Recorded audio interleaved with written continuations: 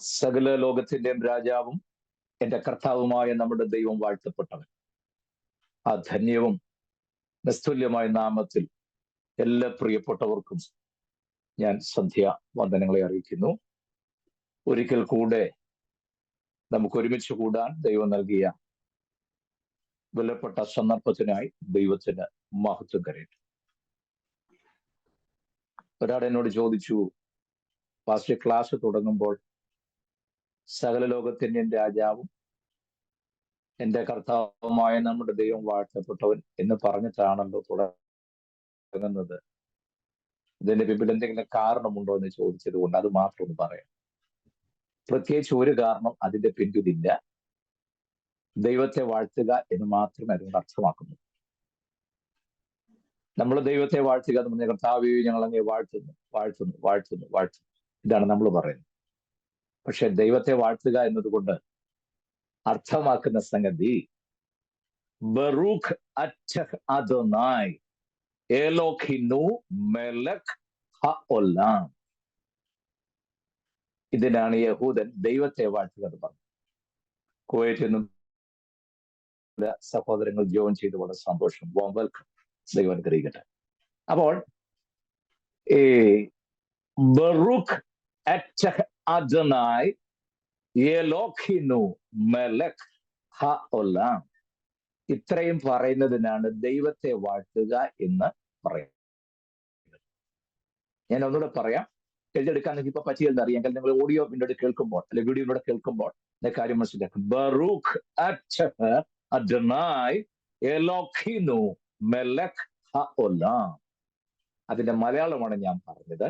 സകല ലോകത്തിന്റെയും രാജാവും എന്റെ കർത്താവുമായ നമ്മുടെ ദൈവം വാഴ്ത്തപ്പെട്ടവൻ. വാഴ്ത്തുന്നു എന്നല്ല, നമുക്ക് ദൈവത്തെ വാഴ്ത്താൻ ഒക്കുകയില്ല. ദൈവം വാഴ്ത്തപ്പെട്ടവനാന്ന് പറയാനേ ഒക്കും. ദൈവത്തെ വാഴിക്കാൻ മാത്രം ഗട്സ് ഉള്ള ആരോ ഉള്ള. നമുക്ക് ദൈവത്തെ വാഴ്ത്താൻ ഒക്കിയല്ലേ പ്രിയരെ? ദൈവം വാഴ്ത്തപ്പെട്ടവനാണെന്ന് ഏറ്റു പറയാനാണ് നമുക്ക് പറ്റുക. നിങ്ങൾ ഇപ്പോൾ തന്നെ ആശയക്കുഴപ്പത്തിലാകും, ഒരു വഴക്കെ കലാശിക്കും എന്നുള്ളത് കൊണ്ട് ഞാൻ ആ ഭാഗത്തുനിന്ന് മാറും. അങ്ങനാണല്ലോ. നിങ്ങൾക്കൊരു കാര്യം അറിയാമോ? ദൈവവചനം ഉള്ളതുപോലെ പറഞ്ഞാൽ അവിടെ അടി ഉണ്ടാകുന്നുള്ള കാര്യത്തിൽ യാതൊരു സംശയവും എന്ന് ഞാനല്ല, വേദപുസ്തകം തെളിയിക്കുന്നു. സ്തേഫാനോസ് ഒരൊറ്റ പ്രസംഗിച്ചത് അത് നല്ല പച്ചയായ ദൈവവചനം പറഞ്ഞു. അന്ന് പുള്ളി തീരുകയും ചെയ്യും. എറിഞ്ഞു കൊല്ലുകയായിരുന്നു അല്ലേ? അതറിയാവുന്നത് കൊണ്ടാണ് ഞാൻ പറഞ്ഞത്. ഇപ്പൊ നിങ്ങൾക്ക് ഒരു പക്ഷേ അതൊക്കെ ഇപ്പൊ അതിന് വിശദീകരണം നൽകാൻ പോയ വഴക്കേലെ കലാശിക്കൂ എന്ന് ഞാൻ പറഞ്ഞതിന്റെ കാര്യം എന്താ? അപ്പൊ നമ്മൾ വാഴ്ത്തുകയല്ല അല്ലെ, നമ്മൾ സ്റ്റൈല് കൂടി ഈ ബ്ലസ് യു ലോഡ് എന്നൊക്കെ പറയും. Okay, that is up to you. ഞാൻ അതിനെ കുറിച്ച് വിമർശിക്കുന്നില്ല. എനെയോ നമുക്ക് മടങ്ങി വരാം. നമ്മള് കഴിഞ്ഞ ക്ലാസ്സിൽ പറഞ്ഞ് അവസാനിപ്പിച്ചത്, നമ്മള് കർത്താവിനോടൊപ്പം സഞ്ചരിക്കുകയാണ്. ബെത്ലഹേം മുതൽ ഒലൂമലയിലുള്ള നമ്മുടെ യാത്രയിൽ കഴിഞ്ഞ 10-23 ക്ലാസ് കൊണ്ട് നമ്മള് കർത്താവ് ജനിച്ച് വീട്ടിലെത്തിയത് ഉള്ള ഈ 10-23 ക്ലാസ് ആയിട്ട് അതിനപ്പുറത്തോട്ട് പോകാൻ ഒത്തില്ല. മനസ്സിലായോ? അപ്പൊ നമ്മൾ അത്ര ഡീറ്റെയിൽഡ് സ്റ്റഡിയാണ് ചെയ്യുന്നത്. ദയവായി നിങ്ങളത് കൊണ്ട് ഇന്ന് ഒരു ദൈവദാസി എന്നെ വിളിച്ച് സംസാരിച്ചപ്പോൾ എനിക്ക് വലിയ സന്തോഷം തോന്നി. ഈ ക്ലാസ് നിരന്തരം കേട്ടുകൊണ്ടിരിക്കും. മറ്റൊന്നും കേൾക്കാതെ നിരന്തരമായി ഈ ക്ലാസ് ആവർത്തിച്ച് കേൾക്കുമ്പോഴാണ് ഞങ്ങൾക്ക് വീണ്ടും വീണ്ടും ഓരോരോ പുതിയ കാര്യങ്ങൾ ഗ്രഹിക്കാൻ കഴിയുമെന്ന് പറഞ്ഞപ്പോൾ എനിക്ക് വലിയ സന്തോഷം തോന്നി. നിങ്ങൾ എൻകറേജ് ചെയ്യാൻ വേണ്ടി ഞാൻ ഓർപ്പിച്ചതേ ഉള്ളൂ. അങ്ങനെ നിങ്ങൾ ആ ദൈവജനം റിപ്പീറ്റഡ് ആയിട്ട് കേൾക്കുമ്പോൾ മാത്രമേ കാര്യങ്ങൾ വ്യക്തതയോടെ നമുക്ക് മനസ്സിലാക്കാനായിട്ട് കഴിയുകയുള്ളൂ. ഞാൻ മുന്നോട്ട് നീങ്ങുന്നേ.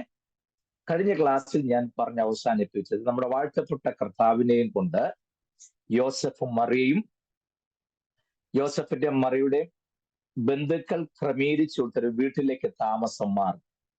അവിടെ താമസിക്കുന്ന സമയത്ത് നടന്ന അതിപ്രധാനമായ 1-2 കാര്യങ്ങൾ. ഒരു കാര്യം ഞാൻ ഓർപ്പിച്ചു. അതെന്തായിരുന്നു? 8-ാം നാളിലെ പരിച്ഛേദന. 8ന്റെ പ്രാധാന്യം എന്താണെന്ന് പറഞ്ഞത് കൊണ്ട് ഞാൻ ആവർത്തിക്കുന്നില്ല. രണ്ടാമതായിട്ട് നടന്നാണ് കർത്താവിനെ ദൈവാലയത്തിൽ കൊണ്ടുവന്ന് സമർപ്പിക്കുന്നത്. Presentation of Jesus Christ in the temple. ദൈവാലയത്തിലെ കർത്താവിന്റെ സമർപ്പണം, അവിടെ വെച്ചുണ്ടായ ശുശ്രൂഷ.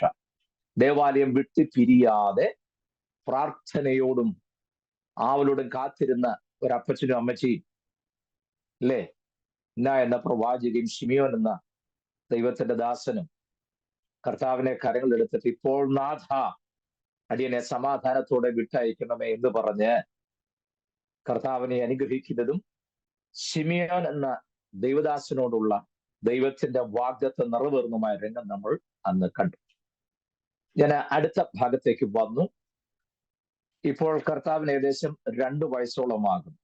ആ സമയത്ത് നടന്ന മൂന്നാമത്തെ സംഭവമാണ് വിദ്വാൻമാർ കർത്താവിനെ കാണാൻ വീട്ടിൽ വരുന്ന രംഗം. ഞാൻ നേരത്തെ ക്രിസ്മസിന്റെ അന്ന് യേശുക്രിസ്തുവിന്റെ ജനനം അതെവിടാണെന്നുള്ള കൃത്യസ്ഥലം ഉൾപ്പെടെ എല്ലാം ഞാൻ പറഞ്ഞു. നമ്മളെല്ലാം ധരിച്ചു വെച്ചിരിക്കുന്ന എങ്ങാണ്ട് കൊണ്ട് പ്രസവിച്ചിട്ട് വഴിയമ്പലത്തിൽ കൊണ്ട് കടത്തിയെന്ന്.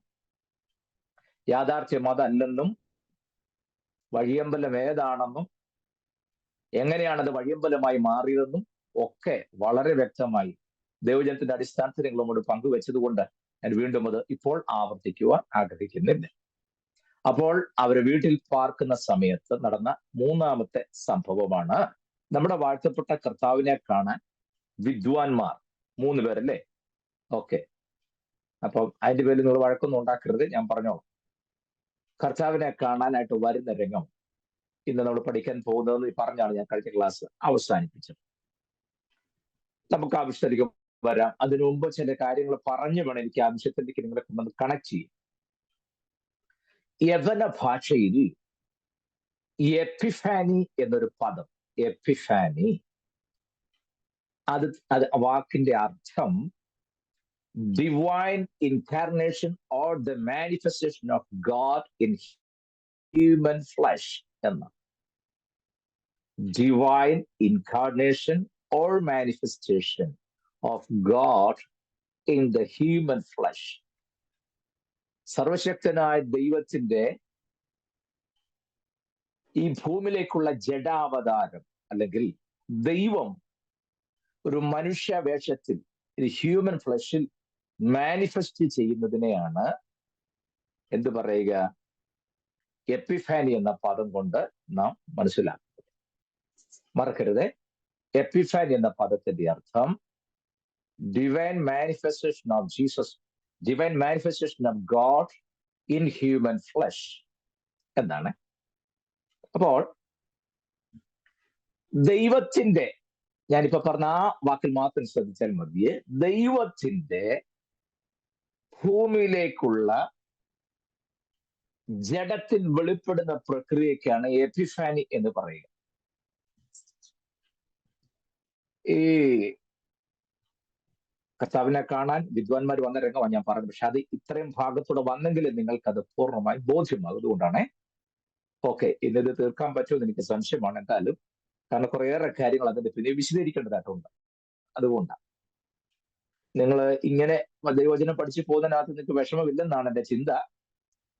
കാരണം നമ്മളിവിടെ തുള്ളിയും ചാടിയും ബഹളം വെച്ച് പോകുന്ന ഒരു പരിപാടി ഇല്ലാത്തത് കൊണ്ട് ശാന്തമായി ഇരുന്ന് ഓരോന്ന് ഇങ്ങനെ അടത്തിയെടുത്ത് അതിന്റെ റൂട്ടിൽ കൂടെ തന്നെ പോയി നമ്മൾ ദൈവവചനം പഠിക്കുക. ഓക്കെ, ഈ നമ്മുടെ വാഴ്ത്തപ്പെട്ട കർത്താവിന്റെ ജനന സമയം, അതിനു മുമ്പ് നിലനിന്നിരുന്ന ജനത്തിന്റെ ഇടയിലുണ്ടായിരുന്ന ഒരു പ്രതിഭാസമായിരുന്നു സ്യൂഡോ ഇന്റലക്ച്വൽ മൂവ്മെന്റ്. സ്യൂഡോ എന്ന് പറഞ്ഞാൽ തന്നെ അറിയാലോ, ഡ്യൂപ്ലിക്കേറ്റ്, ഒറിജിനൽ അല്ലെന്നുള്ളതാണ്. അതിന്റെ കാരണം ഈ കർത്താവ് തന്നെ പറഞ്ഞു, ഇസ്രായേൽ ഗൃഹത്തിലെ കാണാതെ പോയ ആളുകളെ തേടി അല്ലാതെ മറ്റാരുടെ അടുക്കിലേക്ക് ഞാൻ നിങ്ങളെ അയക്കുന്നില്ല. അപ്പം ഈ ഒരു സ്യൂഡോ ഇന്റലക്ച്വൽ മൂവ്മെന്റ്സിന്റെ പ്രേരണ നിമിത്തം ആളുകൾക്ക് ഒരു ചിന്തയുണ്ടായി, എടാ ദൈവം യഹൂദന്റെ ദൈവം യഹൂദന് വേണ്ടിയുള്ളത്, അത് നമ്മളുമായിട്ട് ബന്ധമൊന്നുമില്ല, നമുക്ക് നമ്മുടെ ദൈവം. ഒരു ദൈവാന്വേഷണം, ദൈവത്തെ അന്വേഷിക്കാനുള്ളൊരു ത്വര, അല്ലെങ്കിൽ അത് തിരിച്ചറിയാനുള്ളൊരു വെമ്പൽ ആ കാലത്ത് ഇവരുടെ സ്വാധീന നിമിത്തം ഉണ്ടായി. അങ്ങനെ ഒരു ടെൻഡൻസി ജനത്തിനിൽ ഉണ്ടെന്ന് മാത്രം നിങ്ങൾ ഓർത്താൽ മതി, വേറെ ഒന്നും നിങ്ങൾ അതിനെക്കുറിച്ച് ചിന്തിക്കേണ്ട. എന്നാൽ നിങ്ങൾ ഒരു കാര്യം മനസ്സിലാക്കുക, സുവിശേഷകന്മാർ മത്തായി, മർക്കോസ്, ലൂക്കോസ്, യോഹന്നാൻ. ഇവർ സുവിശേഷം എഴുതുമ്പോൾ യാതൊരു പശ്ചാത്തലവും പറഞ്ഞുകൊണ്ടല്ല എഴുതുന്നത്. അതിന്റെ കാരണം ഇവരാർക്ക് എഴുതുന്നോ അവർക്ക് ഈ പശ്ചാത്തലമെല്ലാം നന്നായിട്ട് അറിയുന്നവര്. മത്തായി, ഞാൻ മുമ്പ് ഓർപ്പിച്ചിട്ടുണ്ട്, മത്തായി സുവിശേഷം എഴുതി യഹൂദന്മാരെ ഉദ്ദേശിച്ചാണ്. മർക്കോസ് സുവിശേഷം എന്ന് റോമക്കാരെ ഉദ്ദേശിച്ചാണ്. ലൂക്കോസ് സുവിശേഷം എന്ന് for heathen people or for gentiles, ജാതികളായ പ്രത്യേകിച്ച് യവനക്കാരെ ഉദ്ദേശിച്ചുകൊണ്ടാണ് ലൂക്കോസിന്റെ എഴുത്ത്. യോഹന്നാൻ യഹൂദന്മാർക്ക് വേണ്ടിയിട്ടുമല്ല, റോമക്കാർക്ക് വേണ്ടിയിട്ടുമല്ല, ജാതികൾക്ക് വേണ്ടിയിട്ടുമല്ല. യോഹന്നാൻ സുവിശേഷം എന്ന് ദൈവസഭ രക്ഷിക്കപ്പെട്ട ആളുകളെ ഉദ്ദേശിച്ചാണ്. കണ്ടോ? അതുകൊണ്ട് യോഹന്നാൻ തുടങ്ങുന്നത് തന്നെ നിങ്ങൾ ശ്രദ്ധിക്കണം. ആ എഴുത്തിനകത്തിന് പ്രത്യേകത കാണുന്നുണ്ട്. മത്തായി യഹൂദന്മാരെ ഉദ്ദേശിച്ചെഴുതി, അതുകൊണ്ട് തന്നെ അവരെ കൊണ്ട് അത് മുഴുവൻ വായിപ്പിക്കാനുള്ള ടെക്നിക്കോടുകൂടെ തന്നെ മത്തായി തുടങ്ങുന്നത്. യഹൂദൻ എന്തു പറഞ്ഞു? യഹൂദൻ ഇന്നും പ്രാർത്ഥിക്കുമ്പോൾ അബ്രഹാമിന്റെ, ഇസഹാക്കിന്റെയും യാക്കോബിന്റെ ദൈവമേ, ഞങ്ങളുടെ പിതാക്കന്മാരുടെ ദൈവമേ എന്ന് പറഞ്ഞ് അവൻ പ്രാർത്ഥിക്കും. നമ്മൾ വിളിക്കുന്ന പോലെ സ്വർഗസ്ഥനായ ഞങ്ങളുടെ പിതാവിനെ യഹൂദൻ വിളിക്കുകയല്ല. അബ്രഹാമിന്റെ, ഇസഹാക്കിന്റെയും യാക്കോബിന്റെ ദൈവമായ ഞങ്ങളുടെ ദൈവമേ അങ്ങനെ വിളിക്കും. അപ്പോൾ മത്തായി സുവിശേഷം എഴുതിയത് അവരെ ഉദ്ദേശിച്ചുകൊണ്ട്. അപ്പൊ അവർക്ക് ഈ പാരമ്പര്യവും ഈ ജീനിയോളജിയൊക്കെ വലിയ ആവേശം കൊള്ളുന്നതാ. അത് അറിയാവുന്നതുകൊണ്ട് തന്നെ മത്തായി തുടങ്ങിയത് കണ്ടോ, അബ്രഹാമിന്റെ പുത്രനായ, ദാവീദിന്റെ പുത്രനായ യേശു ക്രിസ്തുവിന്റെ വംശാവലി എന്ന് പറഞ്ഞ് തുടങ്ങി. അതുകൊണ്ട് ഇവൻ ഇത് വായിച്ചാൽ 28 അധ്യായം വായിച്ചിട്ട് അവൻ നിർത്തോളം മത്തായിക്ക് നന്നായിട്ട് അറിയാം. അതുകൊണ്ടാണ് 1-ാം അധ്യായം മുഴുവൻ ആ ജീനിയോളജി കൊടുക്കാൻ കാരണം. വേറെ അർത്ഥം ഉണ്ടെങ്കിൽ കൂടെ അതിന്റെ മറ്റൊരു ഫാക്ട് ഞാൻ പറഞ്ഞതേ ഉള്ളൂ. അപ്പോൾ അവർക്ക് വേണ്ടിയിട്ടാണ് മത്തായി എഴുതിയത്. മർക്കോസ് റോമാക്കാർക്ക് വേണ്ടിയിട്ട്, അവർക്ക് ഈ വാരി വലിച്ചിരുന്ന ഇഷ്ടമല്ല. എന്തെങ്കിലും കാര്യങ്ങൾ ഷോർട്ടാക്കി പറയണം, കാര്യം തീർത്തോണം. മത്തായി 28 അധ്യായത്തിൽ സുവിശേഷം എഴുതിയപ്പോൾ മർക്കോസിനാകെ 16 അധ്യായമേ ഉണ്ട്. ശ്രദ്ധിച്ചിട്ടുണ്ടോ? ഒന്നും വലിച്ചു വാരിയൊന്നും പറഞ്ഞില്ല, പുള്ളി ഡയറക്റ്റ് കാര്യം പറഞ്ഞു തീർത്ത് 16 അധ്യായം കൊണ്ട് മർക്കോസിന്റെ സുവിശേഷം തീർന്നു. ലൂക്കോസ് വളരെ സിസ്റ്റമാറ്റിക്കലായിട്ട് എഴുതിയത്, അതുകൊണ്ട് 24 അധ്യായം. വളരെ സിസ്റ്റമാറ്റിക്കലായിട്ടാണ് ലൂക്കോസ് കാര്യകാരണ സേനം വളരെ സിസ്റ്റമാറ്റിക് ഓർഡറിലായിട്ടാണ് ലൂക്കോസിന്റെ എഴുത്ത്. ഞാൻ പറഞ്ഞില്ല, യോഹന്നാൻ രക്ഷിക്കപ്പെട്ട ദൈവമക്കളെ ഉദ്ദേശിച്ചുകൊണ്ടാണ്. അതുകൊണ്ട് ഇവരാരും പറയാത്ത കാര്യങ്ങളെല്ലാം യോഹന്നാൻ പറയുകയും ചെയ്യും. 21 അധ്യായവും യോഹന്നാന്റെ സുവിശേഷം 21 അധ്യായവും എൻറ്റയർലി ഡിഫറന്റ് ആണ്. മത്തായി, മർക്കോസ്, ലൂക്കോസ് ഇവരുടെ 3 പേരുടെ എഴുത്തിൽ നിന്നും 21 അധ്യായവും വ്യത്യസ്തമാണ്. ഞാൻ മുൻപ് ഓർപ്പിച്ചത് നിങ്ങൾ ഓർക്കുന്നത് എനിക്ക് അറിഞ്ഞുകൂടാ. യോഹന്നാന്റെ എഴുത്ത് ശ്രദ്ധിക്കൂ.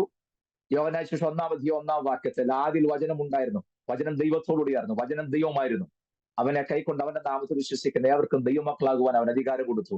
യോഹന്നാന്റെ സുവിശേഷത്തിൽ മാത്രമേ അത് കാണുന്നു. 2-ാം അധ്യായം 3-ാം നാൾ ഗലീലെ കാനാവിൽ ഒരു കല്യാണം ഉണ്ടായി. യോഹന്നാന്റെ സുവിശേഷത്തിൽ മാത്രമേ ഉള്ളൂ. ശ്രദ്ധിച്ചിട്ടുണ്ടോ? 3-ാം അധ്യായം 4-ാം അധ്യായം അങ്ങനെ നോക്കിക്കേ. 3-ാം അധ്യായത്തിൽ നീക്കോദിമോസ് യേശുക്രിസ്തുവിന്റെ സംഭാഷണം യോഹന്നാന്റെ സുവിശേഷത്തിൽ മാത്രമേ ഉള്ളൂ. 4-ാം അധ്യായത്തിൽ യേശുക്രിസ്തു ശമരിയ സ്ത്രീ തമ്മിലുള്ള സംഭാഷണം യോഹന്നാന്റെ സുവിശേഷത്തിൽ മാത്രമേ ഉള്ളൂ. 5-ാം അധ്യായത്തിൽ 38 വർഷമായി കുളക്കര കിടന്ന മനുഷ്യനെ കർത്താവ് സൗഖ്യമാക്കുന്നു, യോഹന്നാന്റെ സുവിശേഷത്തിൽ മാത്രമേ ഉള്ളൂ. 6-ാം അധ്യായം സ്വർഗത്തിൽ നിറങ്ങുന്ന ജീവന്റെ അപ്പം ഞാനാകുന്നു, എന്നെ തിന്ന് എൻ മൂലം ജീവിക്കും, യോഹന്നാന്റെ സുവിശേഷത്തിൽ മാത്രമേ ഉള്ളൂ. ശ്രദ്ധിച്ചു നോക്ക്. 7-ാം അധ്യായത്തിൽ ഉത്സവത്തിന്റെ മഹാദിനമായ ഒടുക്കത്തിനാൾ യേശു നിന്നുകൊണ്ട് ദാഹിക്കുന്നല്ല എന്റെ അടുത്തൊന്ന് കുടിക്കട്ടെ, യോഹന്നാന്റെ സുവിശേഷത്തിൽ മാത്രമേ ഉള്ളൂ. യോഹന്നാന്റെ സുവിശേഷം 21 അധ്യായം നിങ്ങൾ നോക്കിക്കേ.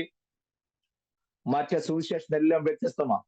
11-ാം അധ്യായം നമുക്കറിയത്തില്ലേ, ബഥാനിയിലെ മാർത്തയുടെയും മറിയുടെ ഭവനമായ ലാസറിന്റെ വീട്ടിലേക്ക് കർത്താവ് ചെന്നു. ലാസറിന്റെ മരണം, ഉയർപ്പ് ഒക്കെ അവിടെ കാണാം അല്ലേ? നിശ്ചയമായിട്ടും കാണാം. എല്ലാം 21-ാമത്തെ അധ്യായത്തിലേക്ക് വരുമ്പോൾ തിബിരസ് കടൽക്കരയിൽ ശിഷ്യന്മാർക്ക് പ്രത്യക്ഷനാദരങ്ങൾ, ഇതൊന്നും മറ്റാരും എഴുതിയിട്ടില്ല. 17-ാം അധ്യായത്തിലെ മഹാപുരോധ പ്രാർത്ഥന, അങ്ങനെ 21 അധ്യായത്തിലും എഴുത്ത് വ്യത്യസ്തമാണ്. ഞാൻ പറഞ്ഞു വന്നത്, സുവിശേഷകരാരും തന്നെ അതിന്റെ ബാക്ക്ഗ്രൗണ്ട് നോക്കി അല്ല എഴുതിയിരിക്കുന്നത്. കാരണം കേൾവിക്കാർ അല്ലെങ്കിൽ വായനക്കാർക്ക് ആ ബാക്ക്ഗ്രൗണ്ട് നന്നായിട്ട് അറിയാം എന്നുള്ളത് കൊണ്ട് തന്നെ സ്ട്രെയിറ്റ് കാര്യം പറഞ്ഞ് മുന്നോട്ട് പോവുകയാണ്. മറ്റൊരു കാര്യം പറയാന്, അത് ഇന്നേക്ക് 2024 വർഷം മുമ്പ് നടന്ന കാര്യങ്ങളാണ്. നമ്മൾ ഇന്ന് വായിച്ച് ഗ്രഹിക്കാൻ ശ്രമിക്കുന്നത്. നിങ്ങൾ അങ്ങനെ എൻ്റെ കൂടെ പറഞ്ഞേ. ഇന്നേക്ക് 2020 വർഷം മുമ്പ് നടന്ന കാര്യം ഇന്ന് വായിച്ചിട്ട് ഇന്നത്തെ നമ്മുടെ സാഹചര്യവും പശ്ചാത്തലവുമായിട്ട് അതിനെ കണക്ട് ചെയ്യാൻ പോകുമ്പോഴാണ് പലയിടത്തും ഈ കോൺട്രാക്ഷൻ ഉണ്ടാകുന്നത്, തമ്മിൽ വൈരുദ്ധ്യം ഉണ്ടാകുന്നത്. അങ്ങനെ അതുകൊണ്ട് ദയവായി നമ്മുടെ സാഹചര്യത്തിലേക്ക് വചനത്തെ കൊണ്ടുവരാതെ ഒരു 2024 വർഷം മുമ്പ് നടന്ന സാഹചര്യത്തിലേക്ക് നമുക്ക് അങ്ങോട്ട് പോകണം. അങ്ങനെ ചെന്നത് കണ്ടുപിടിച്ചെങ്കിൽ അതിന്റെ ഒറിജിനൽ എന്താ നമുക്കറിയാൻ പറ്റും. അതുകൊണ്ടാണ് ഞാൻ ഇത്ര സാവധാനത്തിൽ നിർത്തി ഓരോരോ കാര്യങ്ങൾ പറയാനായിട്ട് ആഗ്രഹിക്കുന്നത്. ഓക്കെ, ഞാൻ മുന്നോട്ട് നീങ്ങുന്നു. നമുക്കറിയാം, നമ്മുടെ വാഴ്ത്തപ്പെട്ട കർത്താവിനെ ഒരു പ്യുവർ യഹൂദ ബാലനായിട്ട് തന്നെയാണ് മാതാപിതാക്കൾ വളർത്തിയത്. യാതൊരു സംശയ കാര്യത്തിലില്ല. ഇനി പറഞ്ഞ കാര്യം ശ്രദ്ധിക്കണേ. ഒരു കുഞ്ഞിനെ വളർത്തുന്നതിൽ 75% ഉത്തരവാദിത്വവും അപ്പനാണ്. നമ്മുടെ നാട്ടിൽ പിള്ളേരെന്തേലും കുറ്റം കാണിച്ചാൽ പറയാം അമ്മയുടെ വളർത്തുദോഷമാണ്. അമ്മയ്ക്കായിരിക്കും കുറ്റം. അത് ആൺപിള്ളേർ ട്രാക്ക് തെറ്റിയാലും ശരി, പെൺപിള്ളേർ വഴി തെറ്റിയാലും ശരി, കുറ്റം മുഴുവൻ അമ്മയ്ക്കാണ്. അപ്പനകത്ത് ഒരു റോളും ഇല്ല. നമ്മുടെ സിസ്റ്റം വെച്ചാൽ അപ്പൻ ജോലി ചെയ്യുക, കാശ് കൊണ്ടുവന്ന് അമ്മയുടെ കൈ കൊടുക്കുക, കഞ്ഞിയും കറിയും മേടിച്ചോണം, തിന്നുകയോ കുടിയൊക്കെ ചെയ്തോണം, കെട്ടിച്ചു വിടാറാകുമ്പോൾ കെട്ടിച്ചു, ഇത്രയേ ഉള്ളൂ. പക്ഷെ അങ്ങനല്ല യഹൂദന്റെ രീതി. ഒരു കുഞ്ഞിനെ വളർത്തുന്നതിൽ ഏതാണ്ട് മുഴുവൻ ഉത്തരവാദിത്വവും അപ്പന് മാത്രമാണ്. മറക്കരുതേ. ഇതൊക്കെ കുറച്ചുകൂടെ മുമ്പോട്ട് പോകാൻ നമുക്ക് വേണ്ടി വരും. ഈ ദേവാലയത്തിൽ പോയിട്ട് അപ്പനും അമ്മയും തിരിച്ചു പോകുന്നു. കൊച്ചു കൂടെ ഉണ്ടാവുന്ന വിചാരിച്ചല്ലേ. 3-ാമത്തെ ദിവസം കൊച്ചു കൂടെ ഇല്ലെന്നൊക്കെ മനസ്സിലായത്. സ്വന്തം കുഞ്ഞ് 3 ദിവസമായിട്ട് കൂടെ ഉണ്ടോ ഇല്ലെന്ന് അറിയാൻ വല്ല പോണെങ്കിൽ ഈ അപ്പനും അമ്മയും എന്തോ അപ്പനും അമ്മയും. പക്ഷെ അവര് കുറ്റം പറയരുത്, കാരണമുണ്ട്. അങ്ങോട്ടൊക്കെ വരണമെന്നുണ്ടെങ്കിൽ ഞാൻ ഇപ്പൊ പറഞ്ഞ കാര്യമൊക്കെ കണക്റ്റ് ആയിരിക്കണം. അല്ല ഞാൻ വെറുതെ എങ്ങനെയെങ്കിലും 1 മണിക്കൂർ കളയാൻ വേണ്ടി വെറുതെ ഇങ്ങനെ എന്താ പറയാ, ഇങ്ങനെ ബീച്ചിങ് അറൗണ്ട് ദ ബുഷ് എന്ന് പറയുമല്ലോ. നോ, അതല്ല. നമ്മുടെ നാടൻ ഭാഷ പറഞ്ഞ കാടും പടപ്പും തല്ലിയാന്ന്. നോ, ഒറ്റ വാക്ക് ഞാൻ വേസ്റ്റ് ആയിട്ട് പറയുന്നല്ല. ഇതൊക്കെ പിന്നീട് കണക്ട് ചെയ്യാൻ വേണ്ടി ഉള്ളതായത് കൊണ്ടാണ്. ഒരു കുഞ്ഞിനെ വളർത്തുന്നതിൽ അതിന്റെ സിംഹഭാഗം ഉത്തരവാദിത്വവും അപ്പന് മാത്രം. ആ കുഞ്ഞിനെ ട്രെയിൻ ചെയ്യിക്കുന്നത്, അതിനെ പഠിപ്പിക്കുന്നത്, വായിക്കാൻ പഠിപ്പിക്കുന്നത്, പ്രാർത്ഥിക്കാൻ പഠിപ്പിക്കുന്നത്, അതിന്റെ എല്ലാം ഉത്തരവാദിത്വം അപ്പനാണ്. കാരണം 6-ാമത്തെ വയസ്സിൽ ഈ കുഞ്ഞിനെയും കൊണ്ട് ദേവാലയത്തിൽ ചെല്ലണം. ഞാൻ ഈ പറഞ്ഞ സംഖ്യകളൊന്നും മറക്കരുത്. 8-ാം ദിവസത്തെ കാര്യം ഞാൻ പറഞ്ഞു, 2 വർഷമായ കാര്യം പറഞ്ഞു, 6-ാമത്തെ വയസ്സിലെ കാര്യം പറഞ്ഞു.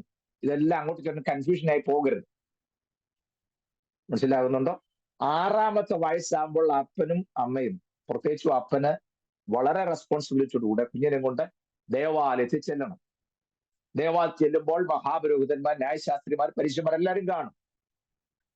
അവരുടെ നടുവിൽ വെച്ച് ഈ കുഞ്ഞിനോട് ചില ചോദ്യങ്ങൾ ചോദിക്കും. അവര് ചോദിക്കും. അപ്പൊ അതിന് മറുപടി പറയാൻ പറ്റുന്ന രീതിയിൽ കുഞ്ഞിനെ ട്രെയിൻ ചെയ്യാനുള്ള ഉത്തരവാദിത്വം അപ്പനുള്ളതാണ്. എന്റെ ദൈവമേ, നിങ്ങൾക്കറിയാമോ, വയസ്സ് 6 ഉള്ളൂ. ആ കൊച്ചിനോട് പേര് ചോദിച്ചാൽ ചുവന്നേരെ പറയുമോ? ഇല്ലല്ലോ. സ്വന്തം പേര് തെറ്റുകൂടാതെ ഉച്ചരിക്കാനുള്ള പ്രാപ്തി 6-ാമത്തെ വയസ്സിൽ കുഞ്ഞിന് കാണുമോ? ആരൊക്കെയാകുമ്പോൾ ചിലപ്പോ പറഞ്ഞു അല്ലേ. അപ്പൊ നിങ്ങൾ പറയുന്നത്തെ കുഞ്ഞുങ്ങൾക്ക് ഐക്യു കൂടുതലായതൊക്കെ നടക്കുന്നു. ആയിക്കോട്ടെ, ഞാൻ I'm not against that, അതിനെതിരല്ല. അത് ചിന്തിക്കുകയും വേണം. ഞാൻ പറഞ്ഞു വന്നത്, യോസഫും മറിയയും കൂടെ കുഞ്ഞിനെ വളരെ സ്നേഹത്തോടെ താലോലിച്ച് വളർത്തുകയാണ്. നിങ്ങൾ എന്റെ കൂടെ പറഞ്ഞ ഈ രംഗം കാണാം. യോസഫ് രാവിലെ ഉള്ളി, കുത്തുപിടി, മുഴക്കോലും എല്ലാം എടുത്തുകൊണ്ട് പണിക്ക് പോകും. പകൽ മുഴുവൻ ആശാരിപ്പണി അല്ലേ. വൈകുന്നേരം വരും, ജോലി ചെയ്ത് കിട്ടിയ പൈസയുമായിട്ട് തിരിച്ചു വരും. വന്ന് വീട്ടിലേക്കുള്ള സാധനങ്ങളൊക്കെ വാങ്ങിച്ച് വീട്ടിൽ വന്നു.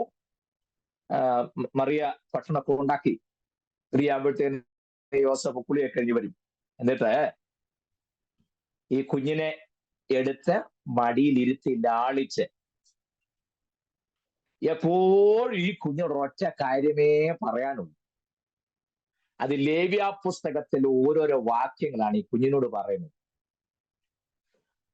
എന്താണ് തിരിച്ചറിയാനുള്ള പ്രാപ്തി ആ കുഞ്ഞിനില്ല. ആ പദം ഉച്ചരിക്കാൻ പറഞ്ഞാൽ എങ്ങനെ ഉച്ചരിക്കണമെന്ന് ആ കുഞ്ഞിനെ അറിഞ്ഞുകൂടാ. വായിക്കാൻ അറിഞ്ഞുകൂടാ, എഴുതാൻ അറിഞ്ഞുകൂടാ.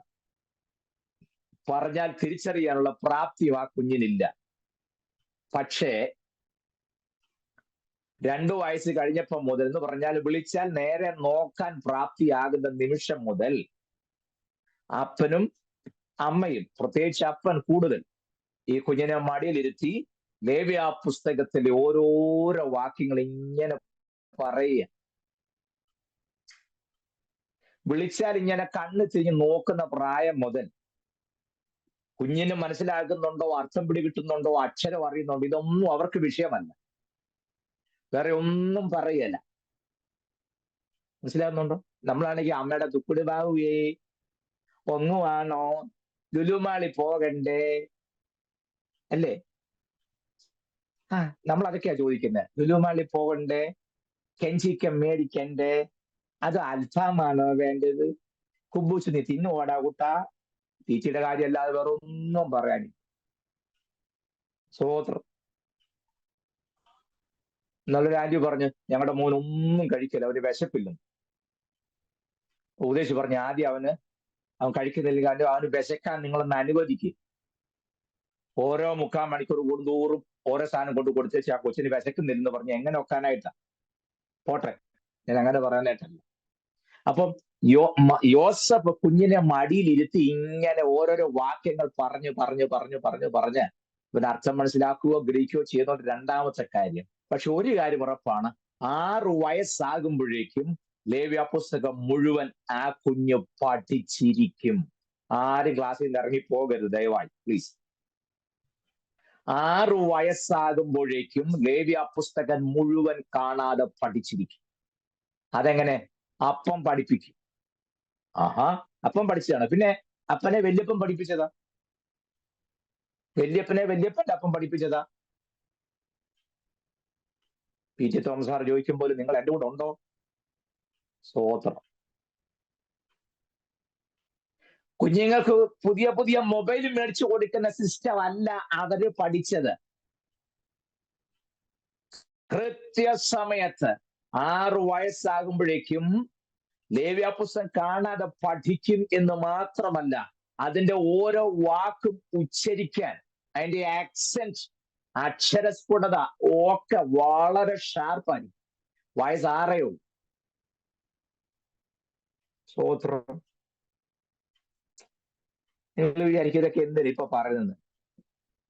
മുമ്പോട്ട് ചെല്ലുമ്പം കാണാം, ഈ ആലയത്തിലുണ്ടായിരുന്ന വലിയ പുള്ളികൾ ഇടയ്ക്ക് ചോദിക്കുന്നുണ്ട്, വിദ്യ അഭ്യസിച്ചാത്തിന് ജ്ഞാനം എവിടെ നിന്ന്? സ്തോത്രം. കണ്ടോ യഹൂദന്റെ സിസ്റ്റം? കണ്ടോ?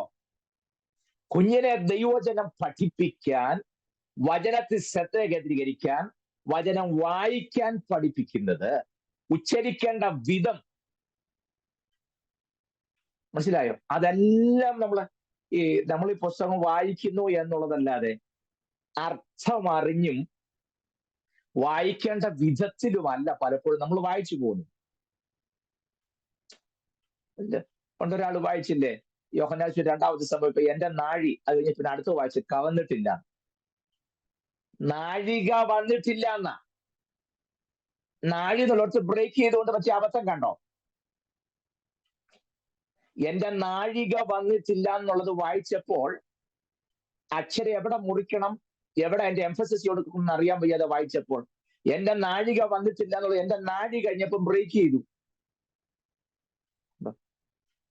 എന്റെ നാഴിക വന്നിട്ടില്ല എന്നല്ല വായിക്കുക. അല്ലാതെ എന്റെ നാഴി കവന്നിട്ടില്ല എന്ന് വായിച്ചാൽ അർത്ഥം എവിടെ പോയിരുന്നു?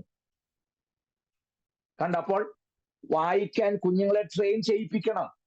നന്നായിട്ട് വേദപുസ്തകം വായിക്കാൻ പിള്ളേരെ ട്രെയിൻ ചെയ്യിക്കണം. അവർ വേദപുസ്തകം വായിക്കുന്നുണ്ടെന്ന് മാതാപിതാക്കൾ ഉറപ്പാക്കണം. കുഞ്ഞുങ്ങൾ ട്യൂഷന് പോയാൽ അവിടെ എത്തിയില്ലോ നിങ്ങൾ ഉറപ്പാക്കുകയല്ലേ? അത് പിന്നെ ട്യൂഷന് പിന്നെ പോകുന്നവരെ അന്വേഷിക്കാതിരിക്കാൻ ഒക്കുമോ? അന്വേഷിക്കണം. വേണ്ടെന്ന് ഞാൻ പറഞ്ഞില്ലല്ലോ. അതിന്റെ ഡബിൾ എന്താ പറയാ ഗൗരവത്തോടെ വേണം ഇവൻ വേദപുസ്തകം വായിക്കുന്നുണ്ടോ പ്രാർത്ഥിക്കുന്നുണ്ടോ എന്ന് മാതാപിതാക്കൾ ഉറപ്പാക്കാൻ. സ്തോത്രം. ഞാൻ മുന്നോട്ട് നീങ്ങുന്നു. അപ്പോൾ 6 വയസ്സാകുമ്പോഴേക്കും ഈ കുഞ്ഞ് ലേവ്യ പുസ്തകം മുഴുവൻ കാണാതെ പഠിക്കുകയും അത് തെറ്റുകൂടാതെ ഉച്ചരിക്കാൻ പഠിക്കുകയും ചെയ്യും. പുരോഹിതന്മാരോ ന്യായശാസ്ത്രിമാരെ ചോദിച്ചാൽ കൃത്യമായി പറഞ്ഞു കൊടുക്കാനുള്ള ശേഷി ആ കുഞ്ഞിനുണ്ടാകും. അങ്ങനെയാ യഹൂദൻ കുഞ്ഞുങ്ങളെ വളർത്തുന്നത്. പ്യുവർ യഹൂദനായിട്ടാണ് വളർത്തിയത്. സ്തോത്രം. കുഞ്ഞുങ്ങളെ വളർത്തുന്നത് നമ്മൾ ശ്രദ്ധിക്കണമല്ലോ. ഞാൻ ക്ലാസിന്റെ ആരംഭത്തിൽ പറഞ്ഞു, നിങ്ങൾ ഓർക്കുന്നത് എനിക്ക് അറിഞ്ഞുകൂടാ, എന്നെ ഏറ്റവും അധികം അത്ഭുതപ്പെടുന്ന യോഹന്നാനെ വളർത്തിയ വിധമാണ്. കണ്ടോ? യോഹന്നാൻ വെട്ടുക്കിളിയും തേനും എന്ന് ജീവിച്ചു. ഒട്ടകരോമങ്ങളുള്ള വസ്ത്രം അരയിൽ തോൽവാറും ധരിച്ച് വ്യത്യസ്തനായി മനുഷ്യൻ. അങ്ങനെ യോഹന്നാൻ വളർന്നത്. യോഹന്നാൻ ഈ വെട്ടുക്കിളിയും തേനും തൈരും ഒക്കെ കഴിച്ച് ജീവിച്ചെന്ന് പറഞ്ഞ് എനിക്ക് വിശ്വസിക്കാൻ പറ്റാൻ അല്പം പ്രയാസം. അതിന്റെ കാരണം ഞാൻ പറഞ്ഞു, യോഹന്നാന്റെ അപ്പനായ സെക്കരിയാവും എലിസബത്തും. സെക്കരിയാവിന്റെ ജോലി എന്താണ്? പുരോഹിതനാണ്. ദേവാലയത്തിലെ പുരോഹിതനാണ് ആര്?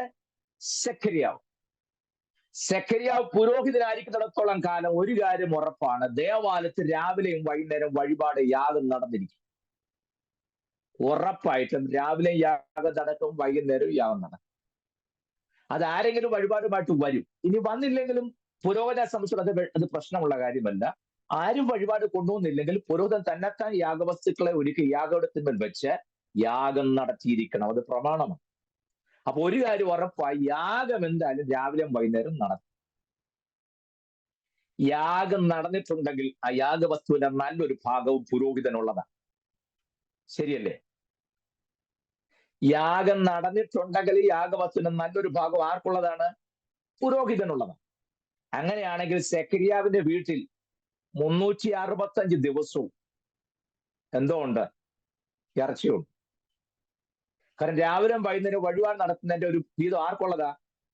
സെക്കരിയാവിനുള്ളതല്ലേ? അതെ.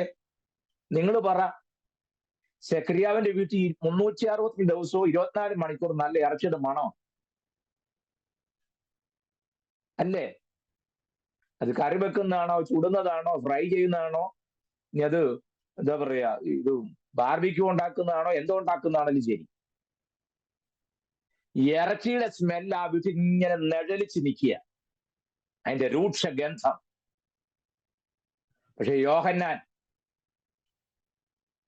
തൊട്ടു നോക്കാൻ പോലും അതിന് നേരെ കൈ നീട്ടിയിട്ടില്ല.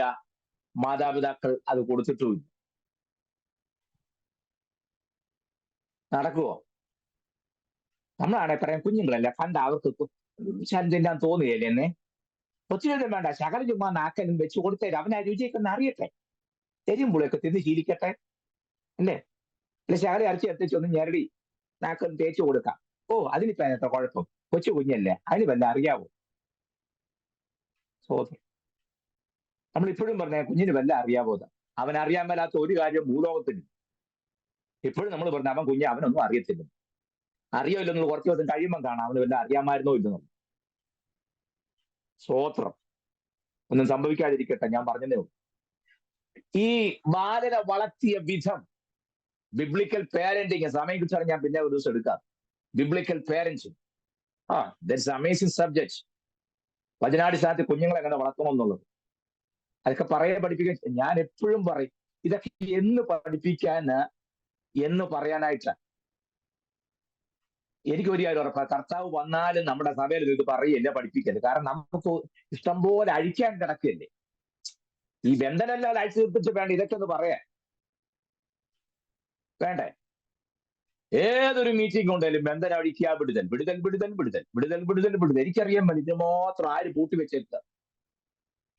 ജീവിക്കാനുള്ള കാര്യങ്ങളൊന്നും പറയുകയില്ല, പഠിപ്പിക്കുകയില്ല, അത് പറഞ്ഞു കൊടുക്കത്തുമില്ല. സ്വോത്രം. ഞാൻ ഇങ്ങനെയൊക്കെ പറയുന്നതാണ് എന്റെ പ്രിയരെ, ഞാൻ നിൽക്കുന്ന നിന്നയ്ക്ക് അപമാനത്തൊരു കയ്യും കണക്കുമില്ല. എന്നെ ആരെന്തു പറഞ്ഞാലും നോ പ്രോബ്ലം. ഇതെല്ലാം ശിരസാ വഹി ഞാൻ ഏറ്റെടുത്തേക്കുക. മനസ്സിൽ പോലും ഓർക്കാത്ത എന്തെല്ലാം കാര്യങ്ങൾ പറഞ്ഞിരിക്കുന്നു. No problem. കർത്താവ് കേട്ടത്രം കർത്താവ് സഹിച്ചോലും നമ്മൾ ഏൽക്കുന്നില്ലല്ലോ. പിന്നെ എന്തോന്നിനാന്ന് വെച്ചു. നമ്മുടെ ഹൃദയം അറിയുന്ന നമ്മെ നന്നായിട്ട് എന്നൊരു കർത്താവ് നമുക്കില്ലേ? അത് മതി. അതിനേക്കാൾ വലിയ സർട്ടിഫിക്കറ്റ് നമുക്ക് വേണ്ടല്ലോ മുന്നോട്ട് നീങ്ങാം. ശ്രദ്ധിച്ചേ, അപ്പോൾ ആ കുഞ്ഞിനെ വളർത്തിയെടുത്ത അപ്പൻ യോസഫ് ഒരു കാര്യം പറയാനട്ടെ, പകല് മുഴുവൻ അധ്വാനിച്ചിട്ടും സന്ധ്യയാകുമ്പം വീട്ടിൽ വന്ന ഉടനെ അന്ന് നടുവ് തീർക്കാം എന്നെയല്ലോ കഴിച്ചേച്ച് കയറി കിടന്ന മൊബൈൽ മാന്തിക്കൊണ്ട് യോസഫ് കിടക്കല്ലായിരുന്നു. പകലത്തെ പണിയേക്കാൾ, ചൂടുവെള്ളത്തിൽ കുളിക്കുന്നതിനേക്കാൾ, ആഹാരം കഴിക്കുന്നതിനേക്കാൾ യോസഫിന്റെ ചിന്ത മുഴുവൻ ഇന്ന് കുഞ്ഞിനെ അടുത്ത അധ്യായം പഠിപ്പിക്കണം. അതാ. നിങ്ങളൊക്കെ ക്ലാസ്സിലുണ്ടോ? അതെല്ലാം ഇറങ്ങിപ്പോയോ? ഓക്കെ. ഒന്ന് രണ്ട് പേര് കനങ്ങുന്നുണ്ട്. സ്വോത്രം. മതി മതി മതി മതി. പ്രൈസല്ലോ. Thank you so much. ആരെങ്കിലും ലൈവായിട്ട് ഉണ്ടോ എന്ന് അറിയുന്നുണ്ട്. എന്നാൽ എനിക്കും പറയാനായിട്ടൊരു പ്രേരണ കിട്ടുള്ളൂ. അതിന് ചോദിച്ചതേ ഉള്ളൂ. അപ്പോൾ ആ ബദ്ധപ്പാടിന് നടുവിലും കുഞ്ഞിനെ വളർത്തിയെടുക്കാനായിട്ടുള്ള ആ ശ്രദ്ധ എത്ര വലുതാ. ലേവ്യ പുസ്തകം മുഴുവൻ കുഞ്ഞിനെ കാണാതെ പഠിപ്പിക്കുക. 6 വയസ്സാകുമ്പോഴേ പഠിച്ചിരിക്കും. അത് യഹൂദന്റെ നിർബന്ധ ബുദ്ധിയാണ് അവനെ ചെയ്തിരിക്കും. നിർഭാഗ്യവശാൽ നമ്മുടെ ഇടയിൽ പാസ്റ്റർമാർ പോലും വായിക്കാത്തൊരു പുസ്തകം ഉണ്ടെങ്കിൽ ലേവ്യ പുസ്തകം മാത്രമേ ഉള്ളൂ. ശരിയല്ലേ? സാധാ പാസ്റ്റർമാരും വായിക്കുകയല്ല, സെൻട്രൽ പാസ്റ്റർമാരും വായിക്കില്ല. പിന്നെ നേതാക്കന്മാർക്ക് പിന്നെ വേദപുസ്തകം തന്നെ വേണ്ടല്ലോ, പിന്നെ എന്താ വായിക്കുന്നത്? സത്യമല്ലേ ഞാൻ പറഞ്ഞ്? കാരണം ലേവ്യ പുസ്തകം വായിച്ച അതിനകത്തൊന്നും നമുക്ക് ഈ കത്തിക്കാൻ പറ്റുന്ന ഒരു സാധനവും ഇല്ല. ലേവ്യ പുസ്തകം വായിച്ചാൽ മര്യാദയ്ക്ക് ജീവിക്കണം എന്നത് മാത്രമേ ഉള്ളൂ അതിനകത്ത്. സ്വോത്രം. വയഖറ എന്നാണ് ഹീബ്രുവിൽ. വയഖറ വയഖറ റാ. അത് അവസാനിക്കുന്ന അക്ഷരം അലഫ് എന്ന അക്ഷരത്തില്ല. ആ എന്നുള്ള അക്ഷരം ഹീബ്രു വരുന്ന അലഫിൽ നിന്ന് ആദ്യത്തെ അക്ഷരം. അലഫ്, ബെയ്റ്റ്, ഗീമൽ, ദാലത്ത്, അങ്ങനെയാണല്ലോ പോകുന്നത്. അപ്പോ ആദ്യത്തെ അക്ഷരമായ അലഫ് എന്നാണ് ലാസ്റ്റത്തെ വാക്ക്. വൈഖ്ര എന്ന് വായിക്കുമ്പോൾ ആ അലഫ് എന്ന അക്ഷരത്തിന്റെ അർത്ഥം തന്നെ യേശു ക്രിസ്തു എന്ന്. അറിയാമോ അത്? അലഫ് എന്ന അക്ഷരത്തിന്റെ അർത്ഥം തന്നെ യേശു ക്രിസ്തു എന്ന്.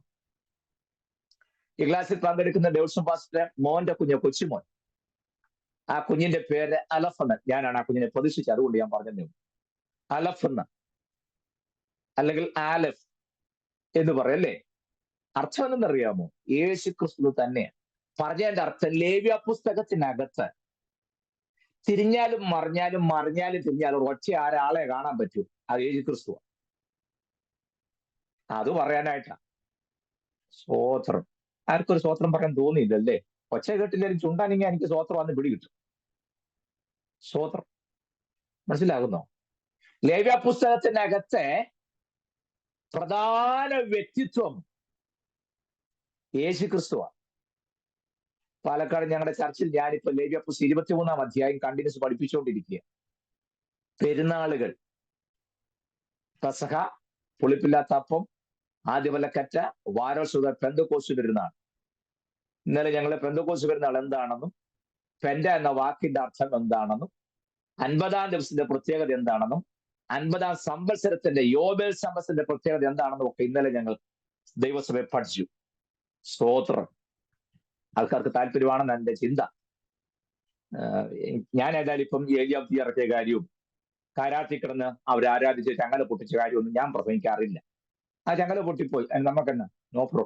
ഇത് വചനം തള്ളിക്കളയണമെന്നല്ല ഞാൻ പറയും, തെറ്റിദ്ധരിക്കരുതേ. ഞാൻ ആ വചനമൊക്കെ നിസ്സാരമാക്കി കളഞ്ഞെന്നുള്ളതല്ല. അവരാരാധിച്ച് ചങ്ങല പൊട്ടിന്ന് പറയും നമ്മൾ വെക്കാൻ തുള്ളിയോട്ട് ഒരു കാര്യവും ഇല്ല.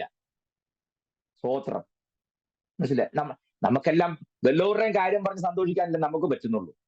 യോശുവയോട് ചേർന്ന് ഞാനും എന്റെ കുടുംബവും ഞങ്ങൾ യഹോവയെ സേവിക്കും. അല്ല, യോശുവ പറഞ്ഞത് പറയാൻ നമ്മളെ കൊണ്ട് പറ്റുമോ? യോശുവ പറഞ്ഞ സിറ്റുവേഷൻ നോക്കണം, യോശുവയുടെ മക്കളുടെ പ്രായം നോക്കണം. യോശുവ ഇത് പറയുമ്പോൾ യോശുവയുടെ മക്കൾക്ക് 55, 60, 65 വയസ്സ് പ്രായമുണ്ട്. അല്ലാതെ LKG പഠിക്കുന്ന കുഞ്ഞുങ്ങളെ ചേർത്ത് നിർത്തിയിട്ടല്ല യോശുവ ഞാനും എന്റെ കുടുംബം ഞങ്ങൾ യഹോവയെ സേവിക്കുന്നു പറഞ്ഞത്.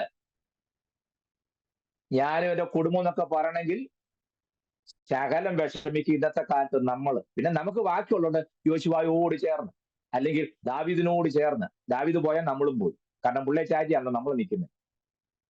സ്തോത്രം. അങ്ങനെയൊന്നും ആകരുത്. ഞാൻ പറഞ്ഞാൽ മനസ്സിലാകുന്നുണ്ടോ? Praise the Lord. കണ്ടോ? അപ്പൊ ആ കുഞ്ഞിനെ ദൈവജനം പഠിപ്പിച്ച് അതിന് കാണിച്ച ശ്രദ്ധ ചെറുതല്ല.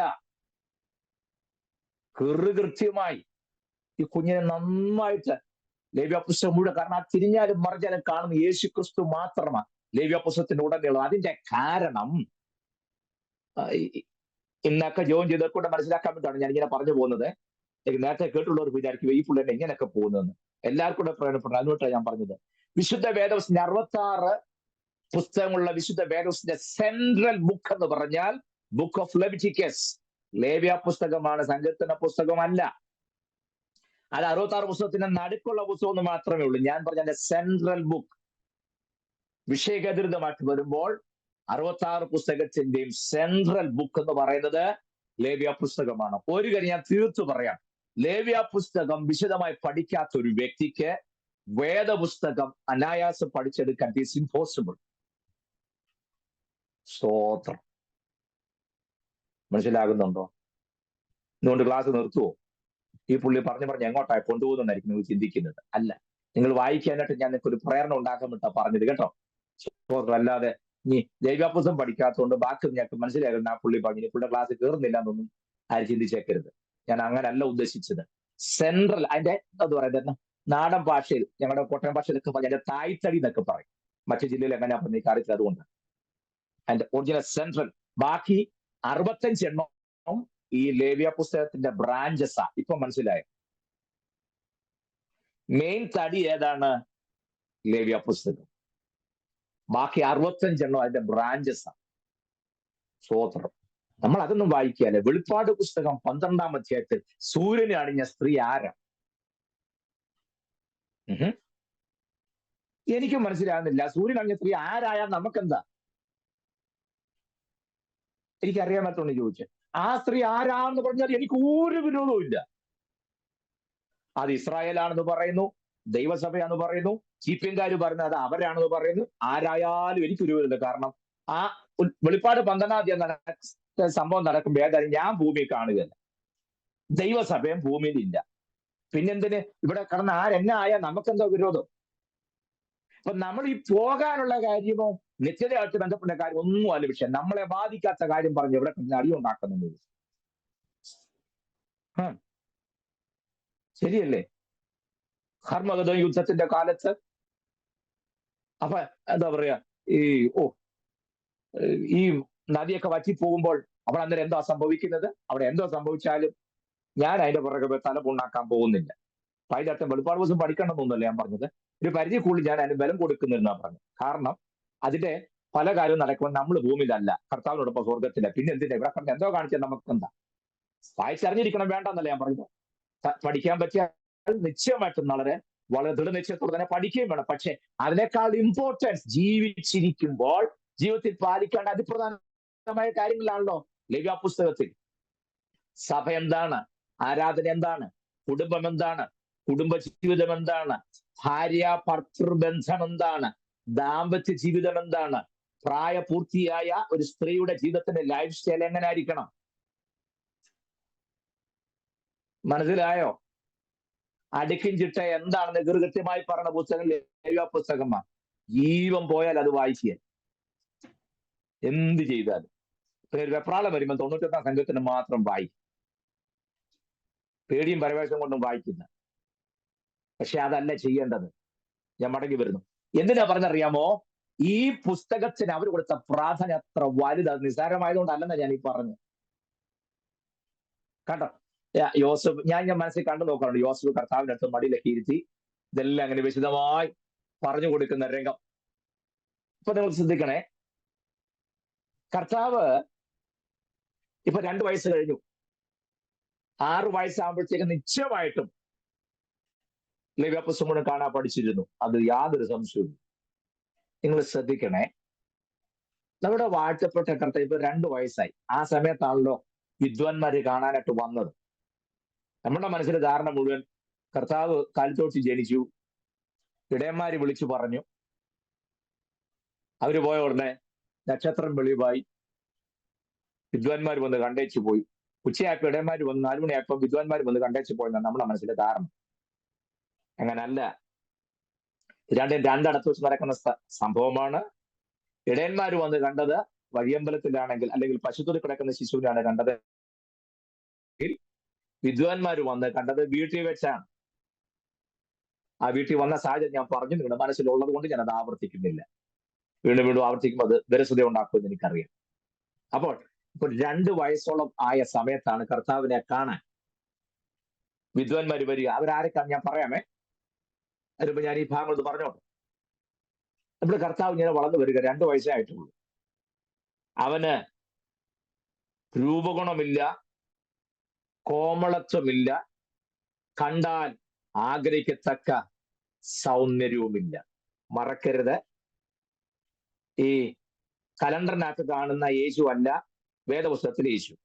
കലണ്ടറിനകത്ത് നമ്മൾ കാണുമ്പോൾ പുൽത്തൊഴുത്തിൽ കർത്താവ് കിടക്കുന്നു, ചുറ്റും ഇങ്ങനെ ഒരു സൂര്യപ്രഭ, മുയലൊക്കെ ഇങ്ങനെ നോക്കി നിൽക്കുന്നു, പശുക്കളും ആടും ഒക്കെ പുല്ല് തിന്നണോ വേണ്ടെന്ന് ആലോചിച്ചുകൊണ്ട് നിൽക്കുന്നു. അങ്ങനെ ഒന്നും അല്ല വേദപുസ്തകത്തിലെ യേശു. പ്രവാചകൻ പറഞ്ഞ ഭാഗം നിങ്ങൾ ശ്രദ്ധിക്കണേ. യഹോവയുടെ ഭുജം ആർക്ക് വെളിപ്പെട്ടിരിക്കുന്നു? ഞങ്ങൾ കേൾപ്പിച്ചത് ആർ വിശ്വസിച്ചിരിക്കുന്നു? അവൻ ഇളയ തൈ പോലെയും വരണ്ട നിലത്തുനിന്ന് വേർ വിളയ്ക്കുന്നത് പോലെയും അവരുടെ മുമ്പാകെ വളരും. അവന് രൂപഗുണമില്ല, കോമളത്വമില്ല, കണ്ടാൽ ആഗ്രഹിക്കത്തക്ക സൗന്ദര്യവുമില്ല. യെശയ്യാപ്രവചനം 53-ാം അധ്യായത്തിന്റെ ആദ്യ വാക്യങ്ങളാണ് ഞാൻ ഈ പറഞ്ഞത്. 52-ന്റെ അവസാനം കൂടെ ചേർത്ത് വായിച്ചാൽ ഞാൻ ഈ പറഞ്ഞ കാര്യം കിട്ടത്തുള്ളൂ. എടുത്ത യെശയ്യാപ്രവചനം 52-ാം അധ്യായത്തിന്റെ അവസാന വാക്യം 53-ന്റെ ആദ്യ വാക്യവും.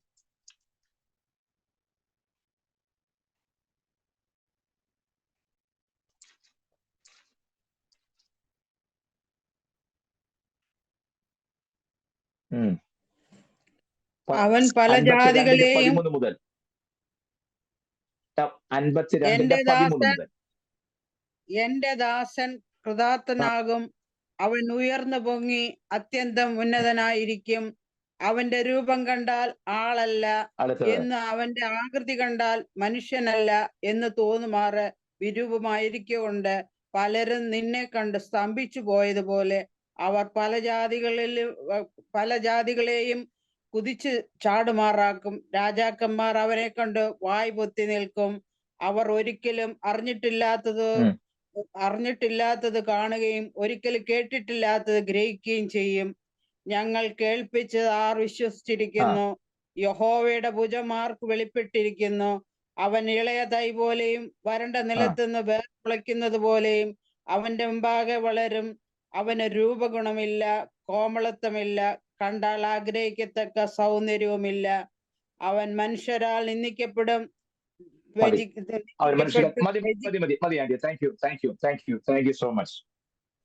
കണ്ടോ, പ്രവാചകൻ ചോദിക്കുക, ഞങ്ങൾ വിളിച്ചു പറഞ്ഞത് ആരെങ്കിലും വിശ്വസിക്കുന്നുണ്ടോ? എന്താ കാര്യം? യഹോവയുടെ ഭുജം ആർക്ക് വെളിപ്പെട്ടിരിക്കുന്നു? ഞങ്ങൾ പറഞ്ഞത് ആര് വിശ്വസിച്ചിരിക്കുന്നു? യഹോവയുടെ ഭുജം ആർക്കാണ് വെളിപ്പെട്ടിരിക്കുന്നത്? അവൻ ഇളയ തൈ പോലെയും വരണ്ട നിലത്തുനിന്ന് വേർ മുളയ്ക്കുന്ന പോലെയും അവരുടെ മുമ്പാകെ വളരും. അവന് രൂപഗുണമില്ല, കോമളത്വമില്ല, കണ്ടാൽ ആഗ്രഹിക്കത്തക്ക സൗന്ദര്യവുമില്ല. ഇങ്ങനെയുള്ള രാജാവാണ് വരാൻ പോകുന്നതെന്ന് ഞങ്ങൾ വിളിച്ചു പറഞ്ഞത് ആര് വിശ്വസിക്കുന്നു? അതായത് അർത്ഥം, വരുവാനുള്ള രാജാവിനെ കണ്ടാൽ വരണ്ട നിലത്തുനിന്ന് വേർ മുളയ്ക്കുന്നത് പോലെയും,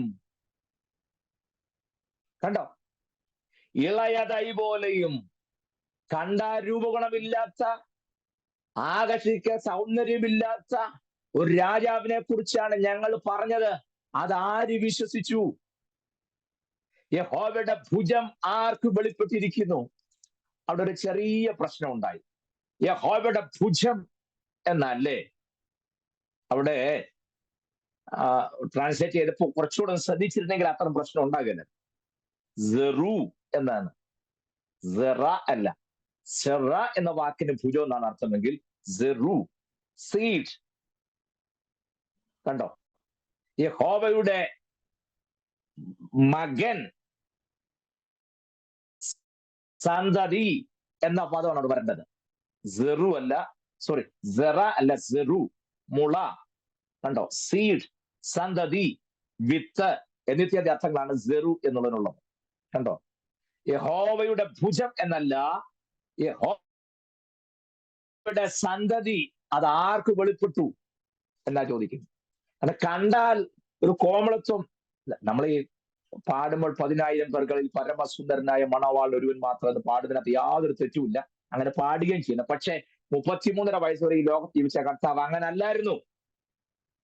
ഒരു എക്സ്ട്രാ ഒരു പേഴ്സണാലിറ്റി വല്ലതും ഉണ്ടായിരുന്നെങ്കിൽ യൂദായ്ക്ക് ഈ ഒച്ച കൊടുക്കേണ്ട ഗതിയോട് വല്ലതും വരുമായിരുന്നോ? ഇല്ലല്ലോ. യൂദ കാണിച്ചു കൊടുത്തപ്പോൾ ഇതാ യേശുവാണ് അവർക്ക് പോലും, പട്ടാളക്കാർക്ക് പോലും പിടി കിട്ടിയത്. ഇവരിതെല്ലാം വ്യത്യസ്തമായി 10,000 പേർകളിൽ പരമസുന്ദരനായി മണവാളൻ ഒരുവൻ മാത്രം. അപ്പം എത്ര പേര് നിന്നാലും അതിനിടയ്ക്ക് തിരിച്ചറിയാവുന്ന കോമളത്വത്തോടു കൂടിയ കർത്താവ് നിന്നതെങ്കിൽ കർത്താവിനെ പൊക്കാണ്ട് വല്ല പ്രയാസമുണ്ട്. ഇവരെല്ലാവരും ഒരുമിച്ച് ചെന്നപ്പോൾ ഇതിനകത്ത് യേശു ഏതാണെന്ന് അറിയത്തില്ല. അതുകൊണ്ട് ആ യൂദ എന്ന് കെട്ടിപ്പിടിച്ച് കാണിച്ചു കൊടുത്തത് ഇവനാ പൊക്കിക്കൊള്ളാൻ പറഞ്ഞു. ഞാൻ പറഞ്ഞ വല്ല മനസ്സിലായോ? 33.5 വയസ്സ് വരെ ഈ ലോകത്ത് ജീവിച്ചത് നമ്മളെക്കാൾ വിരൂപനായി ഒരാകർഷണവും ഇല്ലാത്തവനായിട്ടാണ്. അങ്ങനെ വന്നാലേ ഒക്കുള്ളൂ. അവന്റെ ദാരിദ്ര്യത്താൽ നിങ്ങൾ സമ്പന്നരാകേണ്ടതിന്. കണ്ടാൽ ആളില്ലാത്തവന്മാർ പിരിവുമായി പോകുന്ന രൂപത്തിലേക്ക് വീണ്ടും താഴേക്ക് ഇറങ്ങിപ്പോകുകയാണ് കർത്താവ് ചെയ്തത്. മറന്നു പോകരുത്. സ്തോത്രം. ഇങ്ങനെയുള്ളൊരു കർത്താവിനെ സേവിപ്പാൻ ദൈവം നമുക്ക് നൽകിയ ഭാഗ്യമോർത്ത് ഞാൻ ദൈവത്തിന്റെ മഹത്വം കരുതി. പക്ഷെ ഒരു കാര്യം ഞാൻ പറയാം കേട്ടോ, പുറമെ കണ്ടാൽ ഒരു ആകർഷണവും ഒരു പ്രത്യേകതയൊന്നും പറയാനില്ലാത്ത ഒരു ആശാരിപ്പണിക്കാരൻ ഇല്ലേ? അപ്പന്റെ കൂടെ 12-ാമത്തെ വയസ്സിൽ ഇറങ്ങിയതാ. 30-ാമത്തെ വയസ്സ് വരെ നല്ല 1-ാം ക്ലാസ് ആയിട്ട് പുളി പിടിച്ചും പൊട്ടുപിടി പിടിച്ചും സ്തോത്രം നന്നായിട്ട് അധ്വാനിച്ചു. ഒരു കാര്യം പറയുമ്പോൾ ഇന്നുകൊണ്ട് നമ്മുടെ ക്ലാസ് നിർത്തും എന്ന് എനിക്കറിയാം. 3.5 വർഷം ശുശ്രൂഷയും 18 വർഷം നല്ല 1-ാം ക്ലാസ് ആയിട്ട് അധ്വാനിക്കുകയും ചെയ്യും. സ്തോത്രം. നമ്മുടെ ചിന്ത ശുശ്രൂഷയിലായി കഴിഞ്ഞാൽ പിന്നെ ഒരു ജോലിയും ചെയ്യാൻ പാടില്ല. സ്തോത്രം. കർത്താവിന്റെ ദാസന്മാരായി കഴിഞ്ഞാൽ പിന്നെ ഒരു ഘനശാസ്ത്രത്തിൽ ഒരു ജോലി ചെയ്യരുത്.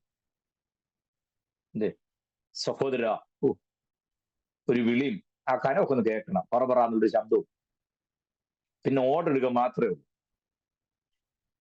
അവനവരുടെ ഉടുപ്പ് പോലും തേക്കുക. കാരണം കർത്താവിന്റെ ശ്രദ്ധദാസനാണ്, ഒന്നും ചെയ്യാൻ പാടില്ല.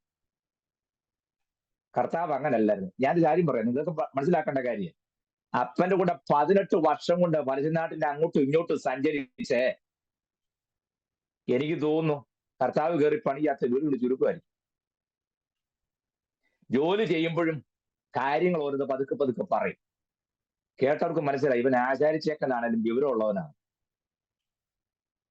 സ്തോത്രം. 12 വർഷം പബ്ലിക്കുമായിട്ട് നല്ല ബന്ധം ഉണ്ടാക്കിയെടുത്തിട്ടാണ് 30-ാമത്തെ വയസ്സിൽ ശുശ്രൂഷയ്ക്ക് രംഗത്തിറങ്ങുന്നത്.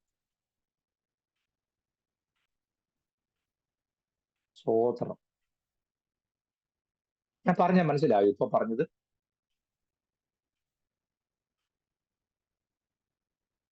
മനസ്സിലായോ?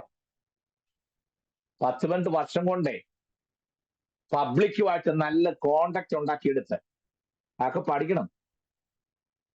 സ്തോത്രം.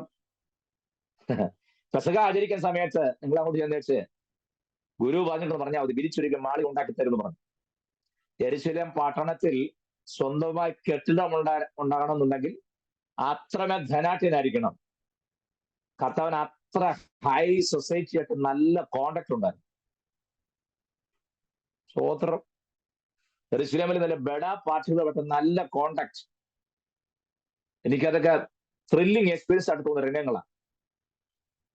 യെരൂശലേമിലെ വമ്പൻ ധനാഠ്യരുമായിട്ട് കർത്താവ് നല്ല കോണ്ടാക്ട് ഉണ്ടായിരുന്നു. അതുകൊണ്ട് പെസഹ ആചരിക്കാൻ ബഡ മാളിക ഒരുക്കി കൊടുത്തല്ലോ.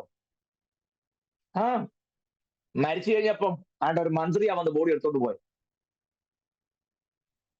ഈ 3.5 വർഷത്തിനിടയ്ക്ക് എപ്പോഴെങ്കിലും പറഞ്ഞോ എനിക്ക് ഇവിടുത്തെ വലിയ ടീമുകളോട്ട് നല്ല കോണ്ടാക്ട് ആണ്? പറഞ്ഞോ? ഇല്ലല്ലോ. നമ്മളെങ്ങാനും ആണെങ്കിൽ അന്നേരം ഒരു സെൽഫി. ശരിയല്ലേ? ആ, ഞാനും നിക്കോദിമോസും ബേഥലിക്കൽ വെച്ച് കണ്ടുമുട്ടിയപ്പോൾ ഫോട്ടോ എടുത്തു, ചിരിച്ചോണ്ട് നിൽക്കുന്നു, പോസ്റ്റും ചെയ്തു, 3 ലൈക്കും കിട്ടി. സ്വോത്രം. അതൊക്കെ ശുശ്രൂഷയുടെ ഭാഗങ്ങളാണ്. പിന്നെ എനിക്കറിയാമല്ലോ, ചിലര് ഈ ഊണിൽ ഉറക്കത്തിൽ ഇതിനുവേണ്ടി തന്നെ നിൽക്കുക. എനിക്കും ഫേസ്ബുക്കിൽ അപ്ലോഡ് കൃപയാൽ എന്റെ ഫേസ്ബുക്കിനകത്ത് ഒരു ഫോട്ടോയും കാണാവുന്ന, ഒരു പോസ്റ്റും കാണാവുന്ന, ആരും ചിന്തിക്കാൻ. കാരണം ഞാൻ പോസ്റ്റ് ചെയ്തിട്ടില്ല, ഉണ്ടല്ലോ കാണാനോ. എനിക്ക് അതിന് നേരവും ഇല്ല. എനിക്ക് പണി വേറെ ഇഷ്ടംപോലെ ഉണ്ട്. ഞാൻ വെറുതെ പറഞ്ഞതല്ല. മനസ്സിലാകുന്നുണ്ടോ? ശരീരത്തിൽ നല്ല അധ്വാനം ഉണ്ടാകണം, നല്ല അധ്വാനം. സ്വോത്രം. നിങ്ങൾക്ക് കാണത്തില്ല എന്റെ കയ്യിലെ തഴമ്പ്. കാണാൻ പറ്റുമോ നോക്കിക്കോ. ഞാൻ വെറുതെ പറഞ്ഞാണോ? സ്വോത്രം. അല്ല, ഭംഗിയായിട്ട് തൂമ്പായിട്ട് അധ്വാനിക്കും ഞാൻ, നന്നായിട്ട്. സ്വോത്രം. ആ, അല്ല ഞാൻ ചുമ്മാതെ സ്റ്റേജ് പെർഫോം മാത്രം നിങ്ങൾ ഒരു ഇതിനു വേണ്ടി പറഞ്ഞതല്ല. നന്നായിട്ട് പണിയെടുക്കും, നന്നായിട്ട് പണിയെടുക്കും. അധ്വാനിക്കണം. ഈ തോട്ടത്തിലാക്കി വെച്ചത് അധ്വാനിക്കാൻ വേണ്ടിയിട്ടാണ്. സ്വോത്രം. നമ്മളിത് അധ്വാനം ഇല്ലാതെ എങ്ങനെ ജീവിക്കാം? അതിനൊരു മീൻസ് ആയിട്ടാണ് ഈ സ്പിരിച്വാലിറ്റി കൊണ്ടുപോകുന്നത്. അങ്ങനല്ല ബിബ്ലിക്കൽ ടീച്ചിങ്. മനസ്സിലാകുന്നോ? ആ, ശാരീരിക അധ്വാനത്തിന് ഏറ്റവും അധികം ഇമ്പോർട്ടൻസ് കൊടുക്കുന്ന ഒരു പുസ്തകമാണ് വിശുദ്ധ വേദ പുസ്തകം. നമുക്ക് മാതൃകയായിട്ടുള്ള നമ്മുടെ വാഴ്ത്തപ്പെട്ട കർത്താവും യഹൂദന്റെ സിസ്റ്റവും അതിനെ അങ്ങേയറ്റം പ്രോത്സാഹിപ്പിക്കുന്നു. ചുമ്മാ ഒന്നുമല്ല, ഈ 12 എണ്ണത്തെ പെറുക്കിയെടുത്ത് നന്നായിട്ട് അധ്വാനിക്കുന്നവർ. ആ, എന്നാ മുക്കന്മാരെ തന്നെ എടുത്തത്. നമ്മൾ പറഞ്ഞെന്നറിയാവോ? അക്ഷരജ്ഞാനമില്ലാത്ത മുക്കുവന്മാർ ഉപയോഗിച്ച കർത്താവേ, 10ാം ക്ലാസ് തോറ്റ എന്റെ കുഞ്ഞിനെയും അങ്ങ് ഉപയോഗിക്കണേ. മുക്കുവന്മാർ ഉപയോഗിച്ചെങ്കിൽ ഇവനെ ഉപയോഗിക്കുന്ന പറഞ്ഞാൽ മുക്കുവന്മാരുടെ പോളിസി എന്താന്ന് വല്ല അറിഞ്ഞിട്ടാണ്. ആണോ? ഇവനെ സ്കൂളിൽ വിട്ടപ്പോ പള്ളിക്കുറിച്ച് പോയില്ല, മാവേലി പറഞ്ഞ കപ്പലണ്ടി പെറുക്കരുത് അറിഞ്ഞാൽ തോറ്റു പോയിട്ട് അവനെ സൂചനകളിൽ കൊടുക്കാൻ. അങ്ങനല്ല മീൻ പിടിച്ചക്കാര്. നിങ്ങൾ ചിന്തിച്ചിട്ടുണ്ടോ? മീൻ പിടിക്കാൻ വള്ളത്തെ കയറി പോവുക, തിരിച്ചു വരുമെന്ന് വല്ല ഗ്യാരണ്ടി ഉണ്ടോ? കടലിൽ പോയാൽ തിരിച്ച് കരയ്ക്ക് വരാമെന്ന് വല്ല ഗ്യാരണ്ടിയോട് കൂടെയാണോ വള്ളം കടലിലേക്ക് ഇറക്കി വിടുന്നത്? ആണോ? അല്ല, വന്നെങ്കിൽ വന്നു, അത്രേ ഉള്ളൂ. ശരിയാണോ ഞാൻ പറഞ്ഞത്? കാറ്റാണേലും മഴയാണേലും അവൻ അത് അതിജീവിച്ചേ പറ്റൂ. ഇവിടെ ഭയങ്കര തെരയാവണം, എനിക്ക് പറ്റുകയില്ല, വീടിനടുത്ത് സമാചാരം തരണമെന്ന് പറഞ്ഞാൽ ഒക്കുവോ? പറ്റുവോ? മുക്കുവൻ അങ്ങനാണോ പോകുന്നത്? അല്ല. അടുത്ത കാര്യം, വള്ളമിറക്കിക്കൊണ്ട് പോയി കഴിഞ്ഞാൽ ഇത്ര സമയം അവൻ തിരിച്ചു വരാന്നുള്ള ടൈം ഷെഡ്യൂൾ വെച്ചാണോ മുക്കുവൻ മീൻ പിടിക്കാൻ പോണേ? അല്ല. ഇനി മീൻ പിടിക്കാൻ പോയാൽ നീ കിട്ടുമെന്ന് തന്നെ ഉറപ്പ്. കിട്ടിയെന്നല്ലേ ഉള്ളൂ. വല്ല ഗ്യാരണ്ടി ഉണ്ടോ മീൻ കിട്ടുമെന്ന്? ഇല്ല. എന്നാലും അവൻ പോവും, കഷ്ടപ്പെടും, കിട്ടിയില്ല തിരിച്ചു വരും, വലയെ കഴുകി വൃത്തിയാക്കി പിറ്റേ ദിവസം പിന്നെയും പോവും. അവിടെ എങ്ങും പോട്ടെ, അവിടെ എങ്ങും ആളും പേരുന്നില്ല, ഞാൻ അവിടെ ചെന്ന് എന്നെ ശുശ്രൂഷിക്കാൻ എന്ന് പറഞ്ഞ് പോരുന്നവനെ ഈ പണിക്ക് ഒക്കുവോ? ഇല്ല. മീൻ പിടിക്കാൻ പോകുന്നവൻ വള്ളം അങ്ങോട്ട് നീങ്ങി കുറച്ച് കഴിയുമ്പം എനിക്കിങ്ങൊന്നും പറ്റുകയില്ല, രാവിലെ 8:30 ആകുമ്പോഴൊരു കട്ടൻ കാപ്പി, പിന്നെ 10:30 എന്തെങ്കിലും ലൈറ്റ് ആയിട്ട്, പിന്നെ കൃത്യം 1 മണിയാകുമ്പോൾ ചോറും, അത് മോരും വേണം, നെത്തോലി വറുത്തതും വേണം, ഒരു മുട്ട പൊരിച്ചതും വേണം. അത് നിർബന്ധ.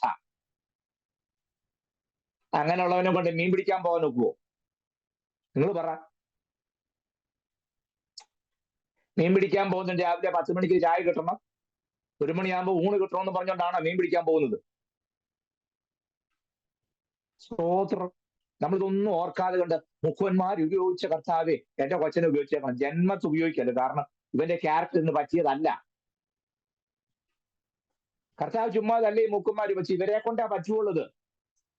അതുകൊണ്ടാണ് അവരെ കുറിച്ച് പിന്നീട് സാക്ഷി നിങ്ങൾ കേട്ടോ, ഭൂലോകത്തെ കീഴ്മേൽ മറിക്കുന്നവർ ഇവിടെയും എത്തിയോ. സ്തോത്രം. ഇളകി മറിയുന്ന മഹാസമുദ്രത്തിന്റെ നടുവിൽ ചെറിയ വള്ളത്തെ യാത്ര ചെയ്ത് വലിയ മീനെ പിടിക്ക് കപ്പാസിറ്റി ഉള്ളവൻ ദൈവസന്നിധി വന്നപ്പോൾ ഇളകി വന്ന കടലിലൂടെ സഞ്ചരിച്ചവനെ കൊണ്ട് ലോകത്തെ കീഴ്മേൽ മറിക്കുന്ന ശുശ്രൂഷയ്ക്കായി ദൈവം ഉപയോഗിച്ചു. ഇത് തിര വരുന്ന കാണുമ്പോഴേ ഞായറാഴ്ച നമ്മളെ സാക്ഷ്യം കേൾക്കണം. ഞാൻ ഈ തിരയെല്ലാം കണ്ട് അമ്പരന്ന് നിൽക്കുകയാണ്. എന്റെ ജീവിതത്തിൽ എന്നാണ് ഒരു സ്വസ്ഥത ഉണ്ടാകുന്നത്? ഒരു തിര വന്നു പോകുമ്പോൾ അടുത്ത തിര, ആ തിര പോകുമ്പോൾ അടുത്ത തിര. എന്നാണ് എനിക്കൊരു സമാധാനം ഉണ്ടെന്ന് എനിക്കറിയാൻ പാടില്ല. ദൈവസഭ എന്റെ കുടുംബത്തിന് വേണ്ടി പ്രാർത്ഥിക്കണം. കുടുംബത്തിന് വേണ്ടി പ്രാർത്ഥിക്കുന്നില്ല, എന്റെ നിലനിൽപ്പിന് വേണ്ടി പ്രാർത്ഥിക്കണം. ഇല്ലെങ്കിൽ ഞാൻ താഴെ പോകും. അതാണ് നമ്മുടെ സാക്ഷ്യം. ഞാൻ നിലനിൽക്കണോ? നിങ്ങൾ പ്രാർത്ഥിച്ചോണം, ഇല്ലെങ്കിൽ ഞാൻ ഉറപ്പായിട്ടും വീഴും. ഇതല്ലേ നമ്മുടെ സാക്ഷ്യം. അങ്ങനെയുള്ളവനും കൊണ്ടൊന്ന് മീൻപിടുത്തം നടക്കുകയായിരുന്നേ. സ്തോത്രം. അത് രാത്രിയെന്നോ പകലെന്നോ സമയമില്ലാതെ പോകാനും, പോയാൽ തിരിച്ചു വരാവുന്ന ഒരു ഉറപ്പുമില്ലെന്ന് തിരിച്ചറിഞ്ഞുകൊണ്ട് തന്നെ പോകുന്നവനും, കാറ്റാണേലും മഴയാണേലും ഏത് കാലാവസ്ഥയിലും വള്ളം ഇറക്കാനും കൺട്രോൾ ചെയ്യാനും പരിചയമുള്ളവനും, ഭക്ഷണത്തിന്റെ കാര്യത്തിൽ ഞാൻ ചോദിക്കും, രാവിലെ അങ്ങോട്ട് ഇറങ്ങി വെയിൽ കൊള്ളുന്നതിനകത്ത് വല്ല മയമുണ്ടോ? മുക്കുവിന് കുടയം പിടിച്ചുകൊണ്ടാണോ മുക്ക മീൻ പിടിക്കുന്നത്? ആണോ? നടക്കും. സ്തോത്രം. കർത്താവ് ഉപയോഗിച്ചതിന്റെ പല കാരണങ്ങളുണ്ട്. മുക്കുന്ന നിങ്ങൾ സ്റ്റഡി നോക്കിയിട്ട് പറഞ്ഞാൽ ഞാൻ പറഞ്ഞിട്ട് ശരിയാണോ? സ്തോത്രം. സമയവും തീർന്നു. 3 പേര് വഴി നിൽക്കുക. ഇനിയിപ്പോ അടുത്ത ആഴ്ച അവർ വിളിച്ചാകത്ത് കയറ്റും. ഞാൻ പറഞ്ഞൊക്കെ മനസ്സിലായി വിശ്വസിക്കുന്നു അല്ലേ? 3 പേരും ഉണ്ട്. അവരുടെ പേരും ഒക്കെ പറയണമായിരുന്നു. അവരേത് ട്രൈബിൽ നിന്നുള്ളവരാണെന്നും അറിയണം, ഏത് ദേശക്കാരാണെന്നും അറിയണം. സമയമുണ്ടല്ലോ നമുക്ക്. ദൈവം ചോദിച്ച വെള്ളിയാഴ്ച വിശുദ്ധമാക്കി ഞാൻ പറയാം. ഈ പ്രാക്ടിക്കൽ ലെസൺ നമ്മൾ പറയാതെ പോയി കഴിഞ്ഞാൽ പോയിന്റ് മാത്രം പറഞ്ഞു പോകാനായിട്ടല്ല എന്റെ ഉദ്ദേശം. അങ്ങനെ വേണമെങ്കിൽ എനിക്ക് ഇപ്പൊ വിഷയം ഏറെക്കുറെ തീർക്കാമായിരുന്നു. പക്ഷെ അതിനകത്ത് പ്രാക്ടിക്കൽ വശം നമുക്ക് അഡോപ്റ്റ് ചെയ്യാൻ പറ്റുന്ന, നമ്മൾ ചെയ്യേണ്ട കാര്യങ്ങൾ നമ്മൾ ഏറ്റെടുക്കാതെ പോയാൽ ആ ക്ലാസ് റൂം നമുക്ക് പ്രയോജനമില്ല. അതുകൊണ്ട് ഈ ദിവസങ്ങളിൽ നമ്മൾ നന്നായിട്ട് അധ്വാനിക്കുന്നവരും, നിങ്ങളൊക്കെ പല വിധത്തിലുള്ള ജോലി ചെയ്യുന്നവരാണ്. You have to do it. നിശ്ചയമായിട്ടും നിങ്ങൾ ചെയ്യണം. അധ്വാനിക്കുന്നവർ, രാവും പകലും ഒക്കെ അധ്വാനിക്കുന്നവരാണ്. അതുകൊണ്ടാണല്ലോ ഈ മീറ്റിംഗ് പങ്കെടുക്കുന്ന പലരും ഒരാൾ മീറ്റിംഗ് നിന്നപ്പോൾ ഒരാളില്ല, ഒരാൾ ഡ്യൂട്ടിക്ക് പോയി അല്ലേ? ജോമൻ കെ ജോസഫ് എന്ന് പേരേ ഉള്ളൂ. ജോമാൻ ഡ്യൂട്ടിക്ക് പോയി. ജോമോളാണ് ഇപ്പൊ ജോയിൻ ചെയ്തിരിക്കുന്നത്. സ്തോത്രം. കുവൈറ്റിൽ എനിക്കറിയാം. അവരെ അധ്വാനിക്കുന്ന കഷ്ടപ്പെട്ടൊക്കെ ഞാൻ നേരിട്ട് കണ്ടിട്ടുള്ളതാണ്, പറഞ്ഞറിഞ്ഞിട്ടുള്ളതാണ്. അങ്ങനെ ഓരോരുത്തരും അല്ലേ നന്നായിട്ട് അധ്വാനിക്കണം. ആ ദൈവം വെച്ചൊരു ഡ്യൂട്ടിയാണ്, നമ്മൾ ചെയ്യാൻ ബാധ്യസ്ഥരാണ്, ചെയ്യണം. അപ്പോൾ തന്നെ നമ്മൾ ഏതെല്ലാം മേഖലയിലായിരിക്കുന്നോ അവിടെ എല്ലാം ദൈവത്തെ പ്രതിഫലിപ്പിക്കാൻ നമുക്ക് കഴിയണം. അവിടാണ് നമ്മുടെ കൃഷിജീവിതത്തിന്റെ വിജയം നിലകൊള്ളുന്നത്. സ്തോത്രം. ദൈവം നിങ്ങളെ അനുഗ്രഹിക്കട്ടെ.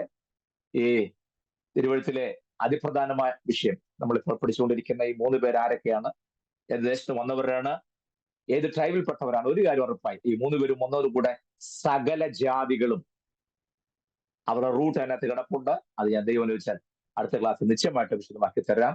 ഈ വചനങ്ങളാൽ ദൈവമായി കർത്താവ് നമ്മൾ എല്ലാവരെയും അനുഗ്രഹിക്കുമാറാകട്ടെ. ജിജിപ്പാസ് ഉണ്ടോ? ഒന്നില്ല തോന്നല്ലേ? ഇല്ലെങ്കിൽ നമുക്ക് ഇവിടെ പ്രാർത്ഥിക്കാം. കേൾക്കപ്പെട്ട വചനത്തിലും ഭാഗെ നമ്മെ തന്നെ സമർപ്പിച്ച്, ഞാൻ ഇപ്പോഴും ഓർപ്പിച്ചതുപോലെ ഞാൻ ഉദ്ദേശിക്കുന്ന അതല്ല. ഏതാണ്ടൊക്കെ അറിയാവുന്ന വാറ്റി തീർക്കാനുള്ള ശ്രമവും ഞാൻ ചെയ്യുന്നില്ല. പക്ഷേ നിശ്ചയമായിട്ട് ശ്രദ്ധിക്കേണ്ട കാര്യം, ഈ ആകാശം ഭൂമിയും ഒഴിഞ്ഞു പോയാലും ഒഴിഞ്ഞു പോകാത്ത ദൈവത്തിന്റെ വചനം, നമ്മളെ നിലനിർത്തുന്ന ദൈവത്തിന്റെ വചനം, ഏത് സാഹചര്യത്തിലും നമ്മൾ എതിർപ്പെടുന്ന എല്ലാ സമയം നിലനിർത്തുവാൻ കഴിയും ദൈവത്തിന്റെ വചനം നമ്മൾ ക്രിയേറ്റ് ചെയ്യണം. അത് ജീവനായി മാറണം, അത് ശക്തിയായി മാറണം, അത് ദൈവകൃപയായിട്ട് മാറണം. ഏകാഗ്രതയുള്ള ദൈവവചന പഠനം അതിന് സഹായിക്കട്ടെ എന്ന് ആത്മാർത്ഥമായി പ്രാർത്ഥിച്ചുകൊണ്ട് നമുക്ക് ദൈവത്തിന് പ്രാർത്ഥിക്കാം. കേൾക്കപ്പെട്ട വചനത്തുമ്പാകെ നമ്മെ തന്നെ സമർപ്പിക്കാം. ഞങ്ങളെ സ്നേഹിക്കുന്ന ഞങ്ങളുടെ സ്വർഗ്ഗ നല്ല പിതാവേ, അനുഗ്രഹിതമായ നല്ല സമയത്തിനായി സ്തോത്രം. ഈ രാത്രി ഞങ്ങൾക്ക് ഒരുമിച്ച് തൃപ്പാദപീഠത്തിൽ ഇരിപ്പാനും ഞങ്ങളുടെ വചനത്തെ ചിന്തിക്കുവാനും പഠിക്കുവാനും ഉയരത്തിലെ കൃപ ഞങ്ങൾക്ക് നൽകിയതിനായി സ്തോത്രം ചെയ്യുന്നു. കർത്താവെ, ക്ലാസ്സിൽ കോർഡിനേറ്റ് ചെയ്യുന്ന ഞങ്ങളുടെ ദാസന് വേണ്ടി പ്രാർത്ഥിക്കുന്നു. ജോയിൻ ചെയ്തിരിക്കുന്ന ഞങ്ങളുടെ പ്രിയപ്പെട്ടവരെല്ലാം തൃക്കരങ്ങളിൽ സമർപ്പിക്കുന്നു. എല്ലാവരെയും കർത്താവ് അനുഗ്രഹിക്കണമേ. അങ്ങയുടെ കൃപ കൊണ്ട് നിറയ്ക്കുവാൻ അങ്ങേക്ക് പ്രസാദം ഉണ്ടാക്കണമേ. കർത്താവെ, ഈ വിശുദ്ധ തിരുവഴുത്തിന്റെ ആഴങ്ങളെ ഗ്രഹിപ്പാനുള്ള ദൈവകൃപ എളിയവരാ ഞങ്ങൾക്ക് നൽകണമേ. ഏകാഗ്രതയോടെ ഞങ്ങളുടെ തലമുറകളെ വചനത്തിൽ അഭ്യസിപ്പിച്ച് വളർത്തെടുക്കാനുള്ള കൃപ ഞങ്ങൾക്ക് നൽകണമെന്ന് പ്രാർത്ഥിക്കുന്നു. കർത്താവെ, അങ്ങയുടെ ജനനം മുതലുള്ള ഓരോ ചുവടും ഞങ്ങൾക്ക് മാതൃകയാക്കുവാൻ, ഏറ്റവും പാഠമാക്കി തീർക്കുവാൻ മതിയാകുന്നതായതുകൊണ്ട് സ്തോത്രം ചെയ്യുന്നു. ഞങ്ങൾക്ക് പിൻപറ്റുവാൻ നല്ലൊരു മാതൃക വെച്ച് പോയിരിക്കുന്ന അപ്പോസ്തലൻ പറഞ്ഞ വാക്കുകൾ നിശ്ചയമായി ഞങ്ങളത് പിൻപറ്റുവാൻ കൃപ ചെയ്യണമേ എന്ന് അവിടുത്തോട് അപേക്ഷിക്കുന്നു. ക്ലാസ് റെക്കോർഡ് ചെയ്ത് ഇത് ഹോസ്റ്റ് ചെയ്യുന്ന പ്രിയപ്പെട്ടവർക്കായി സ്തോത്രം. എല്ലാവരെയും കർത്താവ് അനുഗ്രഹിക്കണമേ. അടുത്ത ദിവസം വീണ്ടും ഒരുമിച്ച് കൂടുന്നവരെയും വിവിധങ്ങളായി ഞങ്ങളുടെ കൃപ ഞങ്ങളെ സൂക്ഷിപ്പാൻ അങ്ങേക്ക് പ്രസാദം ഉണ്ടാകണമേ. സകല മാനവ പുകഴ്ചയും അങ്ങേക്ക് മാത്രം ഒപ്പിക്കുന്നു. എല്ലാവരാ ഞങ്ങളുടെ പ്രാർത്ഥനയും യാചന കേട്ടതുകൊണ്ട് സ്തോത്രം. യേശു ക്രിസ്തുവിന്റെ ധന്യനാമത്തിൽ തന്നെ ആമേൻ. നമ്മുടെ കർത്താവായ യേശു ക്രിസ്തുവിന്റെ കൃപയും പിതാവായ ദൈവത്തിന്റെ സ്നേഹവും നമ്മെ ആശ്വസിപ്പിച്ച് വഴി നടത്തുന്ന പരിശുദ്ധാത്മാവിന്റെ സംസർഗവും നടത്തിപ്പും കാവലും കൂട്ടായ്മയും ഇന്നും എപ്പോഴും നമ്മുടെ വാഴ്ത്തപ്പെട്ട കർത്താവിന്റെ മടങ്ങി വരുവോളം ഇന്നും എന്നേക്കും ഉണ്ടായിരിക്കുമാറാകട്ടെ. ആമേൻ, ആമേൻ, ആമേൻ. എല്ലാവർക്കും ഒരിക്കൽ കൂടെ വന്ദനം. ദൈവം നമ്മെ എല്ലാവരെയും സമർത്ഥമാക്കാൻ അനുഗ്രഹിക്കും. Thank you.